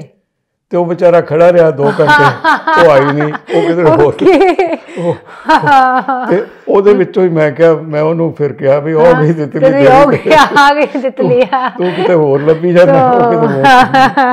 ਕਿਆ ਬਾਤ ਹੈ। ਇੱਕ ਸ਼ੇਰ ਤਾਂ ਕਈ ਵਾਰੀ ਉਸ ਤਰ੍ਹਾਂ ਬਣ ਜਾਂਦਾ, ਫਿਰ ਬਾਕੀ ਆਪਣੇ ਆਪ ਹੀ ਅੰਦਰੋਂ ਇੱਕ ਲੜੀ ਜਿਹੀ ਤੁਰ ਪੈਂਦੀ ਆ। ਤੇ ਉਹ ਅੱਛਾ, ਜ਼ਿੰਦਗੀ 'ਚ ਤਜਰਬੇ ਤਾਂ ਹੁੰਦੇ ਰਹਿੰਦੇ ਹਨ। ਉਹ ਉਹਨਾਂ ਦਾ ਤਜਰਬਿਆਂ ਦਾ ਇੱਕ ਸੰਗ੍ਰਹਿ ਅੰਦਰ ਮਨੁੱਖ ਦੇ ਵਿੱਚ ਹੁੰਦਾ ਹੈ। ਕੀ ਬਾਤ ਹੈ। ਉਹ ਪਤਾ ਨਹੀਂ ਕਿਸ ਵੇਲੇ ਕਿਸ ਰੂਪ ਦੇ ਵਿੱਚ ਕਿਵੇਂ ਰਿਫਲੈਕਟ ਹੋ ਕੇ ਆਉਂਦਾ ਹੈ, ਪੇਸ਼ ਹੋ ਜਾਵੇ, ਇਹਦੇ ਬਾਰੇ ਕੁਝ ਨਹੀਂ ਕਿਹਾ ਜਾ ਸਕਦਾ। ਬਿਲਕੁਲ ਬਿਲਕੁਲ। ਅੱਛਾ, ਜੇ ਕਿਹਾ ਜਾਏ ਕਿ ਜੋ ਲੇਖਕ ਲਿਖਦਾ ਹੈ ਤੇ ਉਹ ਸਾਰਾ ਉਸ ਨੂੰ ਅਨੁਭਵ ਹੁੰਦਾ ਹੈ। ਅੱਜ ਤੁਹਾਡਾ ਇੱਕ ਸ਼ੇਅਰ ਹੈ ਬਹੁਤ, ਜਿਹੜਾ ਡੁੱਬਿਆ ਰਿਹਾ ਸਾਂ ਇਸ ਕਦਰ ਤੇਰੇ ਖਿਆਲ ਵਿੱਚ, ਮਿਸ਼ਰੀ ਦੀ ਥਾਂ ਬੰਨ ਲਿਆ ਪਾਣੀ ਰੁਮਾਲ ਵਿੱਚ, ਹੈ ਨਾ। ਬਹੁਤ ਤਕੜਾ ਸ਼ੇਅਰ ਹੈ ਵਾਕਈ। ਆ ਜਿਹੜੀ ਗੱਲ ਤੁਸੀਂ ਕਰ ਰਹੇ ਸੀ, ਮੈਂ ਤੁਹਾਨੂੰ ਪੁੱਛਣ ਵਾਲੀ ਸੀ, ਲੇਖਕ ਕਿ ਵਾਕਈ ਕਿੰਨਾ ਕੁ ਸ਼ਾਮਲ ਹੁੰਦਾ ਹੈ ਖੁਦ ਤੇ ਪਾਠਕ ਨੂੰ ਕਿੰਨਾ ਕੁ ਧਿਆਨ 'ਚ ਰੱਖਦਾ ਹੈ? ਦੇਖੋ, ਮੂਲ ਰੂਪ ਦੇ ਵਿੱਚ ਤਾਂ ਲੇਖਣੀ ਜਿਹੜੀ ਹੈ ਆਪਣੇ ਸਵੈ ਦਾ ਪ੍ਰਗਟਾਵਾ ਹੈ, ਸਵੈ ਦਾ ਪ੍ਰਗਟਾਵਾ, ਸਵੈ ਦੇ ਅਨੁਭਵਾਂ ਦਾ ਪ੍ਰਗਟਾਵਾ, ਸਵੈ ਦੀ ਸੋਚ ਦਾ ਪ੍ਰਗਟਾਵਾ ਹੈ, ਸਵੈ ਦੀ ਕਲਪਨਾ ਦਾ ਪ੍ਰਗਟਾਵਾ ਹੈ। ਸਾਰੀਆਂ ਗੱਲ ਨਹੀਂ, ਜ਼ਰੂਰੀ ਨਹੀਂ ਕਿ ਸਾਰੀਆਂ ਗੱਲਾਂ ਯਥਾਰਥੀ ਹੋਣ। ਆਮ ਤੌਰ 'ਤੇ ਸਾਹਿਤ ਦੇ ਵਿੱਚ ਜਿਵੇਂ ਨਾਵਲ ਜਾਂ ਕਹਾਣੀ, ਜਿਹਨੂੰ ਫਿਕਸ਼ਨ ਅਸੀਂ ਗਲਪ ਕਹਿੰਦੇ ਹਾਂ, ਉਹਦੇ ਬਾਰੇ ਕਿਹਾ ਜਾਂਦਾ ਹੈ ਕਿ ਗਲਪ ਉਹ ਝੂਠ ਹੈ ਜਿਹੜਾ ਸੱਚ ਨਾਲੋਂ ਵੀ ਵੱਧ ਸੱਚਾ ਪ੍ਰਤੀਤ ਹੋਵੇ। ਓਕੇ, ਜੀ ਜੀ ਜੀ ਜੀ। ਤਾਂ ਇਹ ਲੇਖਕ ਜਦੋਂ ਲਿਖਦਾ ਹੈ, ਉਹਦੀ ਕੋਸ਼ਿਸ਼ ਹੁੰਦੀ ਹੈ ਕਿ ਜ਼ਿੰਦਗੀ ਦੇ ਉਹ ਅਨੁਭਵ ਦੂਜਿਆਂ ਨਾਲ ਸਾਂਝੇ ਕੀਤੇ ਜਾਣ, ਜਿਨ੍ਹਾਂ ਨੂੰ ਪੜ੍ਹ ਕੇ ਉਹਨਾਂ ਨੂੰ ਲੱਗੇ ਕਿ ਉਹਨਾਂ ਦੇ ਵੀ ਆਪਣੇ ਹਨ। ਤਾਂ ਜਦੋਂ ਅਸੀਂ ਕਹਿੰਦੇ ਹਾਂ ਲੇਖਕ ਨੇ ਪਾਠਕਾਂ ਦੇ ਭਾਵਾਂ ਦੀ ਤਰਜਮਾਨੀ ਕੀਤੀ ਹੈ, ਤੇ ਇਹਦਾ ਮਤਲਬ ਲੇਖਕ ਦੇ ਤਾਂ ਆਪਣੇ ਭਾਵ ਤੇ ਨਾ ਹੋਏ ਨਾ, ਉਹ ਤੇ ਪਾਠਕਾਂ ਦੇ ਹੋ ਗਏ। ਤੇ ਪਾਠਕਾਂ ਦੀ ਗੱਲ ਜਿਹੜਾ ਜਦੋਂ ਲੇਖਕ ਕਰਦਾ ਹੈ ਤੇ ਉਹ ਯਕੀਨਨ ਉਸ ਦੀ ਆਪਣੀ ਨਹੀਂ ਹੁੰਦੀ, ਸਾਰਿਆਂ ਦੀ ਹੁੰਦੀ ਹੈ। ਇੱਕ ਆਮ ਤੌਰ ਤੇ ਇੱਕ ਕਿਹਾ ਜਾਂਦਾ ਹੈ, ਸ਼ਾਇਦ ਮੈਂ ਪਹਿਲਾਂ ਵੀ ਕਹਿ ਚੁੱਕਿਆ ਕਿ ਮੈਨੂੰ ਯਾਦ ਨਹੀਂ, ਪਰ ਉਹ ਕਿਹਾ ਜਾਂਦਾ ਹੈ ਕਿ ਜਦੋਂ ਤੇਰਾ ਸੱਚ, ਮੇਰਾ ਸੱਚ, ਉਸ ਦਾ ਸੱਚ ਤੇ ਸਰਵ ਸਮਿਆਂ ਦਾ ਸੱਚ ਇੱਕ ਬਿੰਦੂ ਤੇ ਕੇਂਦਰਿਤ ਹੁੰਦੇ ਹਨ ਤਾਂ ਉੱਤਮ ਸਾਹਿਤ ਦੀ ਸਿਰਜਣਾ ਹੁੰਦੀ ਹੈ। ਕੀ ਬਾਤ ਹੈ ਜੀ। ਤਾਂ ਉਹਦੇ ਵਿੱਚ ਉਸ ਦਾ ਸੱਚ ਵੀ, ਉਸ ਦਾ ਮਤਲਬ ਪਾਠਕ ਹੈ ਜਿਹੜਾ ਮੌਜੂਦ ਨਹੀਂ ਹੈ। ਤੇਰਾ ਸੱਚ ਤੇ ਮੇਰਾ ਸੱਚ, ਤਿੰਨ ਹੀ ਫਸਟ ਪਰਸਨ, ਸੈਕੰਡ ਪਰਸਨ ਔਰ ਥਰਡ ਪਰਸਨ, ਸਾਰੇ ਹੀ ਜਦੋਂ ਸ਼ਾਮਲ ਹੋ ਜਾਂਦੇ ਹਨ ਉਦੋਂ ਸਾਹਿਤ ਸਿਰਜਿਆ ਜਾਂਦਾ ਤੇ ਉਹੀ ਸਾਹਿਤ ਅਮਰ ਹੁੰਦਾ, ਜਿਹਨੂੰ ਪੜ੍ਹਦਿਆਂ ਹੋਇਆਂ ਹਰ ਇੱਕ ਨੂੰ ਮਹਿਸੂਸ ਹੋਵੇ ਕਿ ਇਹ ਤਾਂ ਮੇਰੀ ਗੱਲ ਹੈ। ਬਿਲਕੁਲ ਬਿਲਕੁਲ। ਤੇ ਲੇਖਕ ਨੇ ਉਸ ਪਾਠਕ ਦੀ ਗੱਲ ਤਾਂ ਜਾਣੀ ਨਹੀਂ ਹੁੰਦੀ, ਉਸ ਦੇ ਪਾਠਕ ਦੇ ਅੰਦਰ ਕੀ ਹੈ, ਉਸ ਦੇ ਜ਼ਿੰਦਗੀ ਦੇ ਅਨੁਭਵ ਉਹਨੂੰ ਪਤਾ ਨਹੀਂ ਹੁੰਦੇ, ਪਰ ਕੁਝ ਕਲਪਨਾ ਦਾ ਤੱਤ ਜਿਹੜਾ ਹੈ ਉਹ ਸਾਹਿਤ ਦੇ ਵਿੱਚ ਇੱਕ ਮਹੱਤਵਪੂਰਨ ਰੋਲ, ਭੂਮਿਕਾ ਅਦਾ ਕਰਦਾ। ਇਹ ਬੜਾ ਤਕੜਾ ਸਰ ਥਾਟ ਹੈ, ਕਾਫੀ ਲੋਕ ਇਹਨੂੰ ਬੋਲਦੇ ਨੇ, ਈਵਨ ਕਿ ਬਹੁਤ ਸਾਰੇ ਯੰਗਸਟਰਸ ਨੂੰ ਇਹ ਗੱਲ ਪਤਾ ਵੀ ਨਹੀਂ ਹੈ ਕਿ ਇਹ ਸ਼ੇਅਰ ਕਿਹਦਾ ਆ। ਡੁੱਬਿਆ ਰਿਹਾ ਸਾਇੰਸ ਕਾਦਰ ਤੇਰੇ ਖਿਆਲ ਵਿੱਚ, ਮਿਸ਼ਰੀ ਦੀ ਥਾਂ ਬੰਨ ਲਿਆ ਪਾਣੀ ਰੁਮਾਲ। ਸਰ ਬੜਾ ਤਕੜਾ ਥਾਟ ਹੈ, ਕਿਵੇਂ ਇਹਦੀ ਹੋਇਆ ਮਤਲਬ ਆਮਦ ਕਿਵੇਂ ਹੋਈ? ਮਿਸ਼ਰੀ ਦੀ ਥਾਂ ਬੰਨ ਲਿਆ ਪਾਣੀ ਰੁਮਾਲ ਵਿੱਚ, ਬਹੁਤ ਵੱਡੀ ਗੱਲ ਹੈ। ਇਸ ਤਰ੍ਹਾਂ ਸੀ, ਕਿਸੇ ਕਵੀ ਦਰਬਾਰ ਵਿੱਚ ਬੈਠੇ ਹੋਏ ਸੀ। ਅਕਸਰ ਜਦੋਂ ਕਵੀ ਦਰਬਾਰ ਦੇ ਵਿੱਚ ਹੁੰਦਾ ਤੇ ਉਹਦੇ ਵਿੱਚ ਸਟੇਜ ਤੇ ਮਿਸ਼ਰੀ ਥਾਲ ਦੇ ਵਿੱਚ ਪਾ ਕੇ ਤੇ ਛੋਟੀ ਇਲਾਇਚੀ ਪਾ ਕੇ ਰੱਖ ਦਿੱਤੀ ਜਾਂਦੀ ਹੈ ਤੇ ਉਹ ਇੱਧਰ ਉੱਧਰ ਵਰਤਾ ਰਹੇ ਸੀ ਤਾਂ ਉਹ ਇੱਕ ਹੋਰ ਕਵੀ ਕੋਈ ਫੜਨ ਲੱਗਿਆ ਤੇ ਉਹਦੇ ਹੱਥ ਵਿੱਚ ਪਾਣੀ ਦਾ ਗਲਾਸ ਸੀ ਤੇ ਉਹਦੇ ਹੱਥੋਂ ਗਿਰ ਗਿਆ ਉਸ ਥਾਲ ਦੇ ਉੱਤੇ, ਮਿਸ਼ਰੀ ਦੇ ਉੱਤੇ। ਤਾਂ ਉਹ ਗੱਲ ਤਾਂ ਘਟਨਾ ਤੇ ਇਹ ਵਾਪਰੀ ਸੀ। ਹੁਣ ਇਹਦੇ ਵਿੱਚੋਂ ਘਟਨਾ ਇਹਦੇ ਵਿੱਚ ਵਾਪਰਨ ਤੋਂ ਸ਼ੇਰ ਇਸ ਰੂਪ ਦੇ ਵਿੱਚ ਆ ਗਿਆ, ਇਸ ਰੂਪ ਦੇ ਵਿੱਚ ਆ ਗਿਆ। ਹਾਂ, ਮੈਂ ਛੋਟੀ ਜਿਹੀ ਗੱਲ ਹੋਰ ਸਪਸ਼ਟ ਕਰਨ ਲਈ ਸ਼ਾਇਦ ਵਧੇਰੇ ਠੀਕ ਲੱਗਦਾ ਹੈ ਉਦਾਹਰਣ ਦੇ ਤੋਂ, ਬਿਲਕੁਲ, ਕਿ ਸਾਡੇ ਇੱਕ ਬਹੁਤ ਵੱਡੇ ਲੇਖਕ ਸਨ ਪ੍ਰੀਤਮ ਸਿੰਘ ਸਫੀਰ। ਬਿਲਕੁਲ। ਉਹਨਾਂ ਦੀ ਇੱਕ ਬੜੀ ਪ੍ਰਸਿੱਧ ਕਵਿਤਾ ਹੈ ਕਿ ਅੱਜ ਅਜਬ ਮੁਲਾਕਾਤ ਰਹੀ, ਅੱਜ ਮੁਲਾਕਾਤ ਰਹੀ ਸਾਰੀ ਰਾਤ। ਇਹ ਗੱਲ ਕਰਦਿਆਂ ਕਰਦਿਆਂ ਵਿੱਚ ਉਹਦੇ ਇੱਕ ਪੰਕਤੀ ਆ ਗਈ ਕਿ ਚੀਨ ਦੀ ਚਿੰਤਾ ਬਣੀ ਰਹੀ ਸਾਰੀ ਰਾਤ। ਤੇ ਉਹ ਸਾਡੇ ਇੱਥੇ ਇੱਕ ਭਾਸ਼ਣ ਦੇਣ ਆਏ ਤੇ ਉਹਨਾਂ ਨੂੰ ਪੁੱਛਿਆ ਵੀ ਇਹ ਕੀ ਗੱਲ ਹੈ। ਕਹਿੰਦੇ ਗੱਲ ਤੇ ਇੰਨੀ ਕੁ ਹੈ ਕਿ ਪ੍ਰਤਾਪ ਸਿੰਘ ਕੈਰੋਂ ਪੰਜਾਬ ਦਾ ਮੁੱਖ ਮੰਤਰੀ ਸੀ, ਉਹ ਮੇਰਾ ਦੋਸਤ ਹੈ, ਉਹ ਮੇਰੇ ਕੋਲ ਆਇਆ ਸੀ ਤੇ ਉਹਨਾਂ ਦਿਨਾਂ 'ਚ ਚੀਨ ਨੇ ਹਮਲਾ ਕੀਤਾ ਹੋਇਆ ਸੀ ਤੇ ਅਜਬ ਅਸੀਂ ਸਾਰੀ ਰਾਤ ਚੀਨ ਦੇ ਹਮਲੇ ਦੀਆਂ ਹੀ ਗੱਲਾਂ ਕਰਦੇ ਰਹੇ। ਉਹਦੇ ਵਿੱਚੋਂ ਲੱਗਦਾ ਇਹ ਹੈ ਕਿ ਆਪਣੇ ਮਹਿਬੂਬ ਨਾਲ ਗੱਲਾਂ ਕਰ ਰਹੇ ਹਾਂ। ਕਿਆ ਬਾਤ ਹੈ, ਕਿਆ ਬਾਤ ਹੈ। ਲੇਖਕ ਨੇ ਕੁਝ ਸੁਝਾਅ ਵੀ ਜਿਹੜਾ ਉਹ ਪੇਸ਼ ਕਰਨਾ ਹੁੰਦਾ। ਬਿਲਕੁਲ। ਸਾਡੀ ਇੱਕ ਹੋਰ ਮੈਨੂੰ ਬਹੁਤ ਵਧੀਆ ਲੱਗੀ, ਪਾਲ ਤੇਰੀ ਵਿੱਚ ਨਿਕਲਿਆ ਜਿਹੜਾ ਹੋਰ ਭਲਾ ਕੀ ਕਰ ਜਾਵੇਗਾ। ਜੀ, ਪਾਲ ਤੇਰੀ ਵਿੱਚ ਨਿਕਲਿਆ ਜਿਹੜਾ ਹੋਰ ਭਲਾ ਕੀ ਕਰ ਜਾਵੇਗਾ, ਆਪਣਾ ਪਰਛਾਵਾਂ ਵੀ ਖੋ ਕੇ ਖਾਲੀ ਹੱਥੀਂ ਕਰ ਜਾਵੇਗਾ। ਤੇਰੇ ਹੁੰਦਿਆਂ ਪਰਦਿਆਂ ਉਤਲੇ ਫੁੱਲਾਂ ਵਿੱਚ ਖੁਸ਼ਬੋਈ ਸੀ। ਕਿਆ ਬਾਤ ਹੈ। ਤੇਰੇ ਹੁੰਦਿਆਂ ਪਰਦਿਆਂ ਉਤਲੇ ਫੁੱਲਾਂ ਵਿੱਚ ਖੁਸ਼ਬੋਈ ਸੀ, ਤੇਰੇ ਬਾਝੋਂ ਚਾਦਰ ਉਤਲਾ ਮੋਰ ਸੁਨਹਿਰੀ ਮਰ ਜਾਵੇਗਾ। ਬਹੁਤ ਖੂਬ ਹੈ ਸਰ। ਇਹ ਮਿਲਾਪ, ਵਸਲ ਤੇ ਜੁਦਾਈ ਦਾ ਜਿਹੜਾ, ਬਿਲਕੁਲ, ਤੇ ਮਹਿਬੂਬ ਦੀ ਹੋਂਦ ਜਿਹੜੀ ਆ ਉਹ ਇੱਕ ਫੁੱਲਾਂ ਵਰਗੀ ਹੈ ਤੇ ਉਹਨੂੰ ਇੱਕ ਬੇਜਾਨ ਚੀਜ਼ ਜਿਹੜੀ ਆ, ਕੱਪੜਾ ਜਿਹੜਾ ਹੈ, ਫੁੱਲ ਜਿਉਂਦਾ ਜਾਗਦਾ ਮੋਰ ਲੱਗਦਾ ਉਹਦੇ ਹੁੰਦੇ ਆ। ਬਿਲਕੁਲ ਬਿਲਕੁਲ। ਸਰ ਤੁਸੀਂ ਹੁਣ 42 ਦਾ ਤੁਹਾਡਾ ਬਰਥ ਹੈ ਨਾ? ਹਾਂਜੀ। ਹੁਣ 2022 ਚੱਲ ਰਿਹਾ, 80ਵੇਂ ਸਾਲ ਦੇ ਵਿੱਚ। 80ਵੇਂ ਸਾਲ ਦੇ ਵਿੱਚ ਤੁਹਾਨੂੰ ਖੁਸ਼ੀ ਸਾਨੂੰ ਇਸ ਗੱਲ ਦੀ ਹੁੰਦੀ ਹੈ ਕਿ ਤੁਸੀਂ ਆਪਣੇ ਆਪ ਨੂੰ ਬਹੁਤ ਫਿੱਟ ਰੱਖਿਆ ਹੋਇਆ ਹੈ। ਰੀਥਿੰਕ ਕਰਦੇ ਹੋ ਜਿਹੜਾ ਬੈਠ ਕੇ ਕਿ ਉਹ ਕੋਈ ਯਾਦਾਂ ਜਿਹੜੀਆਂ ਹਾਲੇ ਤੱਕ ਤੁਹਾਡੇ ਮਨ ਮਸਤਕ 'ਤੇ ਉਕਰੀਆਂ ਪਈਆਂ ਹੋਣ, ਕਿਉਂਕਿ ਬਹੁਤ ਲੰਬਾ ਅਰਸਾ ਹੈ 2063 ਤੋਂ ਯੂਨੀਵਰਸਿਟੀ ਤੋਂ ਹੁਣ ਤੱਕ ਦਾ, ਹੈ ਨਾ? ਕੋਈ ਇਹੋ ਜਿਹੀਆਂ ਸਾਂਝਾ ਕਰਨਾ ਚਾਹੋਗੇ, ਚੰਗੀਆਂ ਮਾੜੀਆਂ, ਕੋਈ ਯਾਦ? ਨਹੀਂ, ਕੋਈ ਇਸ ਤਰ੍ਹਾਂ ਦਾ ਕੋਈ ਜਿਹੜਾ ਕੋਈ ਖਾਸ ਵਰਣਨਯੋਗ ਹੈ। ਮੈਂ ਬੜਾ ਇੱਕ ਸਾਧਾਰਨ ਜਿਹਾ ਵਿਅਕਤੀ ਰਿਹਾ, ਬਹੁਤਾ ਆਮ ਤੌਰ ਤੇ ਬਹੁਤਾ ਘੁਲਣ ਮਿਲਣ ਵਾਲਾ ਨਹੀਂ, ਖਾਮੋਸ਼, ਰਿਜ਼ਰਵ ਨੇਚਰ ਦੇ, ਖਾਮੋਸ਼ੀ। ਤੇ ਇਸ ਕਰਕੇ ਕਈ ਵਾਰੀ ਕੁਝ ਘਟਨਾਵਾਂ ਵਾਪਰ ਵੀ ਜਾਂਦੀਆਂ ਤੇ ਉਹ ਛੋਹ ਕੇ ਨਹੀਂ ਜਾਂਦੀਆਂ, ਪਤਾ ਨਹੀਂ ਲੱਗਦੀਆਂ। ਤਾਂ ਮੇਰੀ ਕੋਈ ਇਹੋ ਜਿਹੀ ਸਰ ਜਿਹੜਾ ਚੁੱਪ ਰਹਿਣ ਵਾਲਾ ਜਾਂ ਖਾਮੋਸ਼ ਰਹਿਣ ਵਾਲਾ ਬੰਦਾ ਹੁੰਦਾ, ਉਹਨੂੰ ਕਈ ਵਾਰੀ ਮਤਲਬ ਵੀ ਦੇਖਦੇ ਆ, ਉਹ ਡਾਇਲੋਗ ਆਪਣੇ ਆਪ ਨਾਲ ਚੱਲਦਾ ਰਹਿੰਦਾ ਫਿਰ ਜ਼ਿਆਦਾ? ਕਈ ਵਾਰ ਨਾ ਕਿਉਰਿਓਸਿਟੀ ਹੁੰਦੀ ਹੈ ਕਿ ਜਿਹੜਾ ਬੰਦਾ ਇੰਨਾ ਸਾਇਲੈਂਟ ਹੈ, ਇੰਨਾ ਸਹਿਜ ਦੇ ਵਿੱਚ ਹੈ, ਇੰਨਾ ਚੁੱਪ ਹੈ, ਕੀ ਸੋਚਦਾ ਹੈ, ਮਤਲਬ ਕਿਹਦੇ ਨਾਲ ਅੰਦਰ ਨਾਲ ਡਾਇਲੋਗ ਚੱਲਦਾ ਹੈ ਜਾਂ ਕੀ ਇਸ ਵਿਵਹਾਰ ਦੇ ਪਿੱਛੇ ਕੀ ਹੈ? ਤੁਸੀਂ ਬਿਹਤਰ ਦੱਸ ਸਕਦੇ ਹੋ ਕਿਉਂਕਿ ਤੁਹਾਡੀ ਬਾਈ ਨੇਚਰ ਇੱਦਾਂ ਹੈਗੇ ਹੋ ਤੁਸੀਂ। ਨਹੀਂ, ਉਹ ਇਹ ਨਹੀਂ ਹੁੰਦਾ ਕਿ ਕੋਈ ਕਿਸੇ ਅੰਦਰ ਆਪਣੇ ਆਪ ਨਾਲ ਗੱਲਬਾਤ, ਆਪਣੇ ਆਪ ਨਾਲ ਤੇ ਹਰ ਵੇਲੇ ਹੀ ਗੱਲਬਾਤ ਕਰਦਾ ਰਹਿੰਦਾ ਬੰਦਾ, ਚਾਹੇ ਬਾਹਰੋਂ ਬੋਲਣ ਵਾਲਾ ਹੋਏ ਚਾਹੇ ਖਾਮੋਸ਼ ਹੋਵੇ। ਜੇ ਆਪਣੇ ਆਪ ਨਾਲ ਗੱਲਬਾਤ ਨਹੀਂ ਹੋਵੇਗੀ ਤਾਂ ਅੱਗੇ ਹੀ ਨਹੀਂ ਚੱਲ ਸਕਦਾ, ਚੱਲ ਨਹੀਂ ਸਕਦਾ। ਤੇ ਮੇਰੀ ਖੁਸ਼ਕਿਸਮਤੀ ਇਹ ਹੈ ਕਿ ਮੇਰੇ ਸ਼੍ਰੀਮਤੀ ਜੀ, ਮੈਂ ਅਕਸਰ ਇਹ ਕਹਿੰਦਾ ਹੁੰਦਾ ਕਿ ਮੇਰੇ ਨਾਲੋਂ ਬਿਹਤਰ ਪਦਾਰਥ ਦੇ ਬਣੇ ਹੋਏ ਹਨ ਉਹ। ਕੀ ਬਾਤ ਹੈ ਜੀ। ਤੇ ਮੇਰੇ ਬੱਚੇ ਬਹੁਤ ਪਿਆਰੇ ਹਨ। ਉਹਨਾਂ ਕੋਲੋਂ ਜ਼ਿੰਦਗੀ ਦੇ ਵਿੱਚ ਮੈਂ ਇਹ ਕਹਾਂ ਕਿ ਉਹਨਾਂ ਕੋਲੋਂ ਮੈਨੂੰ ਜ਼ਿੰਦਗੀ ਵਿੱਚ ਸਿੱਖਣ ਲਈ ਮਿਲਿਆ ਹੈ। ਅਰੇ ਵਾਹ ਵਾਹ ਵਾਹ, ਕੀ ਬਾਤ ਹੈ। ਤੇ ਉਹ ਤਾਂ ਇਸ ਲਈ ਉਹ ਜ਼ਿੰਦਗੀ ਤੋਂ ਸੰਤੁਸ਼ਟ ਹਾਂ ਪੂਰੀ ਤਰ੍ਹਾਂ। ਸ਼ਾਇਦ ਮੇਰੀ ਸਿਹਤ ਦਾ ਰਾਜ਼ ਇਹੀ ਸੰਤੁਸ਼ਟੀ ਜਿਹੜੀ ਹੈਗੀ ਹੈ। ਵਾਕਈ ਸਰ, ਸਬਰ, ਸੰਤੋਖ, ਸਹਿਜ, ਵਾਕਈ। ਸਰ ਕੀ ਨਹੀਂ ਚੰਗਾ ਲੱਗਦਾ ਕੀ ਸੁਸਾਇਟੀ 'ਚ, ਜਾਂ ਕਿਹੜੀ ਚੀਜ਼ ਹੈ ਜਿਹੜੀ, ਕਿੱਦਾਂ ਦੇ ਲੋਕ ਨਹੀਂ ਚੰਗੇ ਲੱਗਦੇ? ਜਿਹੜਾ ਝੂਠ ਨਹੀਂ ਮੈਨੂੰ ਛੇਤੀ ਹਜ਼ਮ ਹੁੰਦਾ। ਓਕੇ। ਹਾਂਜੀ, ਮੈਂ ਇੱਕ, ਪਰ ਅੱਜ ਕੱਲ੍ਹ ਯੁੱਗ ਇਹੋ ਜਿਹਾ ਕਿ ਝੂਠ ਦਾ ਬੋਲਬਾਲਾ ਹੋਈ ਜਾ ਰਿਹਾ। ਮੇਰੀਆਂ ਬਹੁਤ ਸਾਰੇ ਗਜ਼ਲਾਂ ਦੇ ਸ਼ੇਰ ਇਹੋ ਜਿਹੇ ਹਨ ਜਿਹੜੇ ਸਥਾਪਿਤ ਕੀਮਤਾਂ ਜਿਹੜੀਆਂ ਟੁੱਟ ਰਹੀਆਂ ਹਨ,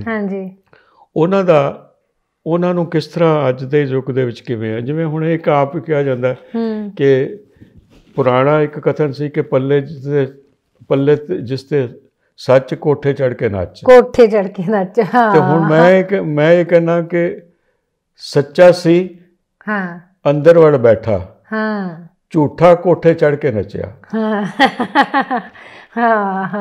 ਤੇ ਹੁਣ ਹਾਲਾਤ ਜਿਹੜੇ ਹੈਗੇ ਵਾਕਈ ਹੋ ਚੁੱਕੇ। ਬਿਲਕੁਲ ਸਰ। ਇਸ ਲਈ ਝੂਠਾ ਜਿਹੜਾ ਛੇਤੀ ਬਰਦਾਸ਼ਤ ਨਹੀਂ ਹੁੰਦਾ। ਸਰ ਕੋਈ ਰੰਗ ਆਪਣੀ ਗਜ਼ਲ ਦਾ ਹੋਰ ਸਾਂਝਾ ਕਰੋ ਸਾਡੇ ਨਾਲ। ਚਲੋ ਇੱਕ ਦੋ ਸ਼ੇਰ ਮੈਂ ਅਲੱਗ ਤਰ੍ਹਾਂ ਦੇ ਤੁਹਾਡੇ ਨਾਲ ਸਾਂਝੇ ਕਰਦਾ ਹਾਂ। ਇੱਕ ਸ਼ੇਰ ਹੈ ਜਿਹੜਾ ਪਿਛਲੇ ਦਿਨਾਂ 'ਚ ਮੇਰਾ ਕਾਫੀ ਚਰਚਿਤ ਹੋਇਆ। ਅਸੀਂ ਇਹ ਕਹਿੰਦੇ ਹਾਂ ਕਿ ਹਰ ਇੱਕ ਮਨੁੱਖ ਦੇ ਅੰਦਰ ਆਪਣਾ ਇੱਕ ਬੱਚਾ ਹੁੰਦਾ। ਜਦੋਂ ਤੱਕ ਉਹ ਬੱਚਾ ਕਾਇਮ ਰਹਿੰਦਾ ਹੈ ਤੇ ਮਨੁੱਖ ਜੀਵੰਤ ਹੈ, ਜੀ ਰਿਹਾ ਹੈ। ਉਸ ਬੱਚੇ ਨੂੰ ਮਾਰ ਦੇਣਾ ਜਿਹੜਾ ਉਹ ਦੁਖਦਾਈ ਹੁੰਦਾ, ਦੁਖਦਾਈ ਹੈ। ਤੇ ਅੱਜ ਦੇ ਹਾਲਾਤ ਤੇ ਮੇਰਾ ਇੱਕ ਸ਼ੇਰ ਹੈ ਕਿ ਬਾਹਰਲੇ ਹਾਲਾਤ ਕੋਲੋਂ ਡਰ ਗਿਆ ਹੈ। ਅਰੇ ਵਾਹ। ਬਾਹਰਲੇ ਹਾਲਾਤ ਕੋਲੋਂ ਡਰ ਗਿਆ ਹੈ, ਮੇਰੇ ਅੰਦਰ ਦਾ ਬੱਚਾ ਮਰ ਗਿਆ ਹੈ। ਓਕੇ। ਤੇ ਇੱਕ ਖਾਮੋਸ਼ੀ ਦੀ ਗੱਲ ਹੋਈ ਸੀ, ਮਨੁੱਖੀ ਰਿਸ਼ਤਿਆਂ ਦੀ ਗੱਲ ਹੋ ਗਈ ਹੈ। ਕਿਸ ਤਰ੍ਹਾਂ ਸਾਡੇ ਕੋਲ ਕਈ ਵਾਰੀ ਗੱਲ ਕਰਨ ਲਈ ਕੁਝ ਨਹੀਂ ਹੁੰਦਾ। ਤੇ ਮੇਰਾ ਇੱਕ ਸ਼ੇਰ ਹੈ ਕਿ ਲਾ ਕੇ ਆਪਣੇ ਹੋਠਾਂ ਉੱਤੇ ਲੰਬੀ ਚੁੱਪ ਦਾ ਜੰਦਰਾ, ਲਾ ਕੇ ਆਪਣੇ ਹੋਠਾਂ ਉੱਤੇ ਲੰਬੀ ਚੁੱਪ ਦਾ ਜੰਦਰਾ, ਖਬਰੇ ਕਿੱਥੇ ਤੁਰ ਜਾਂਦਾ ਹੈ ਮੈਨੂੰ ਗੋਲ ਬਿਠਾ ਕੇ। ਕੀ ਬਾਤ ਹੈ ਸਰ, ਬਹੁਤ ਅੱਛੀ। ਖਬਰੇ ਕਿੱਥੇ ਤੁਰ ਜਾਂਦਾ ਹੈ ਮੈਨੂੰ ਗੋਲ ਬਿਠਾ ਕੇ। ਬਹੁਤ ਅੱਛਾ। ਅੱਜ ਕੱਲ੍ਹ ਕਿਸ ਤਰ੍ਹਾਂ ਦੀ ਅਵਸਥਾ ਹੋ ਗਈ ਹੈ ਕਿ ਅੱਗੇ ਅਸੀਂ ਕਹਿੰਦੇ ਸੀ ਕਿ ਸੁਬਾਹ ਦਾ ਭੁੱਲਿਆ ਹੋਇਆ ਜੇ ਸ਼ਾਮ ਨੂੰ ਘਰ ਆ ਜਾਏ ਤਾਂ ਭੁੱਲਿਆ ਨਹੀਂ ਕਹਿੰਦੇ ਉਹਨੂੰ। ਹੁਣ ਅਵਸਥਾ ਇਹ ਹੈ ਕਿ ਉਹਨੇ ਦੇਰ 'ਚ ਕੀ ਕੁਝ ਬਦਲ ਜਾਂਦਾ ਹੈ। ਜ਼ਿੰਦਗੀ ਇੰਨੀ ਤੇਜ਼ੀ ਨਾਲ ਚੱਲ ਰਹੀ ਹੈ ਕਿ ਸੁਬਾਹ ਦਾ ਭੁੱਲਿਆ ਹੋਇਆ ਜਦ ਸ਼ਾਮ ਨੂੰ ਘਰ ਆਏਗਾ, ਅਜਨਬੀ ਕੰਧਾਂ ਦੀ ਵਲਗਨ ਵਿੱਚ ਵਲਿਆ ਜਾਏਗਾ। ਕੀ ਬਾਤ ਹੈ ਜੀ। ਤੇ ਆਪਣੇ ਹੀ ਪਰਾਏ ਹੋ ਜਾਂਦੇ ਹਨ। ਸਰ ਕੋਈ ਯੂਥ ਨੂੰ, ਯੰਗਸਟਰਸ ਨੂੰ ਕੋਈ ਦੇਣਾ ਚਾਹੋਗੇ ਜਾਂਦੇ ਕੋਈ ਸੁਨੇਹਾ? ਸਭ ਤੋਂ ਵੱਡਾ ਤਾਂ ਇਹ ਹੈ ਕਿ ਆਪਣੇ ਆਪ 'ਤੇ ਵਿਸ਼ਵਾਸ ਰੱਖੋ। ਕੋਸ਼ਿਸ਼ ਕਰੋ ਕਿ ਬਿਹਤਰ ਇਨਸਾਨ ਬਣਿਆ ਜਾਏ। ਸਿੱਖਿਆ ਹੈ, ਦੂਜੇ ਹੋਰ ਖੇਤਰ ਹਨ, ਇਹਨਾਂ ਵਿੱਚ ਕਾਮਯਾਬੀ ਤਾਂ ਚਾਹੀਦੀ ਹੈ ਬੰਦੇ ਨੂੰ, ਪਰ ਚੰਗਾ ਮਨੁੱਖ ਬਣਨਾ ਸਭ ਤੋਂ ਜ਼ਿਆਦਾ ਜ਼ਰੂਰੀ ਹੈ। ਜੇ ਚੰਗਾ ਮਨੁੱਖ ਬਣਨਗੇ ਤਾਂ ਉਹ ਜ਼ਿੰਦਗੀ ਸਮਾਜ ਨੂੰ ਹੋਰ ਅੱਗੇ ਲੈ ਜਾ ਸਕਣਗੇ। ਥੈਂਕ ਯੂ ਸਰ, ਤੁਸੀਂ ਸਾਡੇ ਇਸ ਪ੍ਰੋਗਰਾਮ ਦਾ ਹਿੱਸਾ ਬਣੇ, ਤੁਹਾਡੇ ਨਾਲ ਬਹੁਤ ਸਾਰੀਆਂ ਗੱਲਾਂ ਸਾਂਝੀਆਂ ਕੀਤੀਆਂ। ਤੁਹਾਡਾ ਬਹੁਤ ਬਹੁਤ ਧੰਨਵਾਦ। ਮੈਂ ਤੇ ਆਪਣੇ ਮਨ ਦੇ ਉਦਗਾਰ ਜਿਹੜੇ ਸਨ ਸਾਂਝੇ ਕਰ ਲਏ ਹਨ। ਹੋ ਸਕਦਾ ਹੈ ਕਿ ਨਹੀਂ ਸਰ, ਬਹੁਤ ਵਧੀਆ, ਬਹੁਤ ਕੁਝ ਸਿੱਖਣ ਨੂੰ ਮਿਲਿਆ। ਬੜਾ ਉਸ ਤੁਹਾਡੇ ਸਮੇਂ ਦੀ ਜਿਹੜੀ ਯਾਤਰਾ ਅਸੀਂ ਕੀਤੀ ਤੁਹਾਡੇ ਰਾਹੀਂ। ਚਲੋ, ਸੋ ਅਸੀਂ ਤੁਹਾਡੀ ਸਿਹਤਯਾਬੀ ਦੇ ਲਈ, ਤੁਹਾਡੀ ਸਿਰਜਣਾਤਮਕ ਪ੍ਰੋਸੈਸ ਦੇ ਲਈ ਅਸੀਂ ਬਹੁਤ ਸਾਰੀ ਦੁਆ ਕਰਦੇ ਹਾਂ। ਆਪ ਜੀ ਦਾ ਤੇ ਆਪ ਜੀ ਚੈਨਲ ਦਾ ਤੇ ਸਰੋਤਿਆਂ ਦਾ ਤੇ ਦਰਸ਼ਕਾਂ ਦਾ ਸਾਰਿਆਂ ਦਾ ਬਹੁਤ ਬਹੁਤ ਧੰਨਵਾਦ। ਜੇ ਕਿਸੇ ਲਈ ਵੀ ਮੈਂ ਕੋਈ ਸ਼ਬਦ ਵੀ ਮੇਰੇ ਕਿਸੇ ਦੀ ਕੋਈ ਪ੍ਰੇਰਨਾ ਰਾਹ ਦਸੇਰੇ ਬਣ ਸਕੇ ਤਾਂ ਮੇਰੀ ਜ਼ਿੰਦਗੀ ਦੀ ਇਹ ਪ੍ਰਾਪਤੀ ਹੋਵੇ। Thank you sir. ਤੁਹਾਨੂੰ ਡਾਕਟਰ ਤਰਲੋਕ ਸਿੰਘ ਆਨੰਦ ਹੋਣਾ ਦੇ ਨਾਲ ਅੱਜ ਦੀ ਇਹ ਗੁਫ਼ਤਗੂ ਗੱਪਸ਼ਪ ਵਿੱਚ ਚਾਹ ਦਾ ਕੱਪ ਕਿਵੇਂ ਦੀ ਲੱਗੀ ਸਾਨੂੰ ਦੱਸਿਓ ਜ਼ਰੂਰ। ਹਰ ਵਾਰ ਕਹਿੰਦੀ ਹਾਂ ਕਿ ਜੇਕਰ ਟ੍ਰੈਂਡਸੈਟਰ ਪੰਜਾਬੀ ਨੂੰ ਸਬਸਕ੍ਰਾਈਬ ਨਹੀਂ ਕੀਤਾ, ਜਲਦੀ ਸਬਸਕ੍ਰਾਈਬ ਕਰ ਲਓ ਤੇ ਬੈਲ ਆਈਕਨ ਨੂੰ ਦਬਾ ਦਿਓ, ਲਾਈਕ ਸ਼ੇਅਰ ਕਰ ਦੇਣਾ।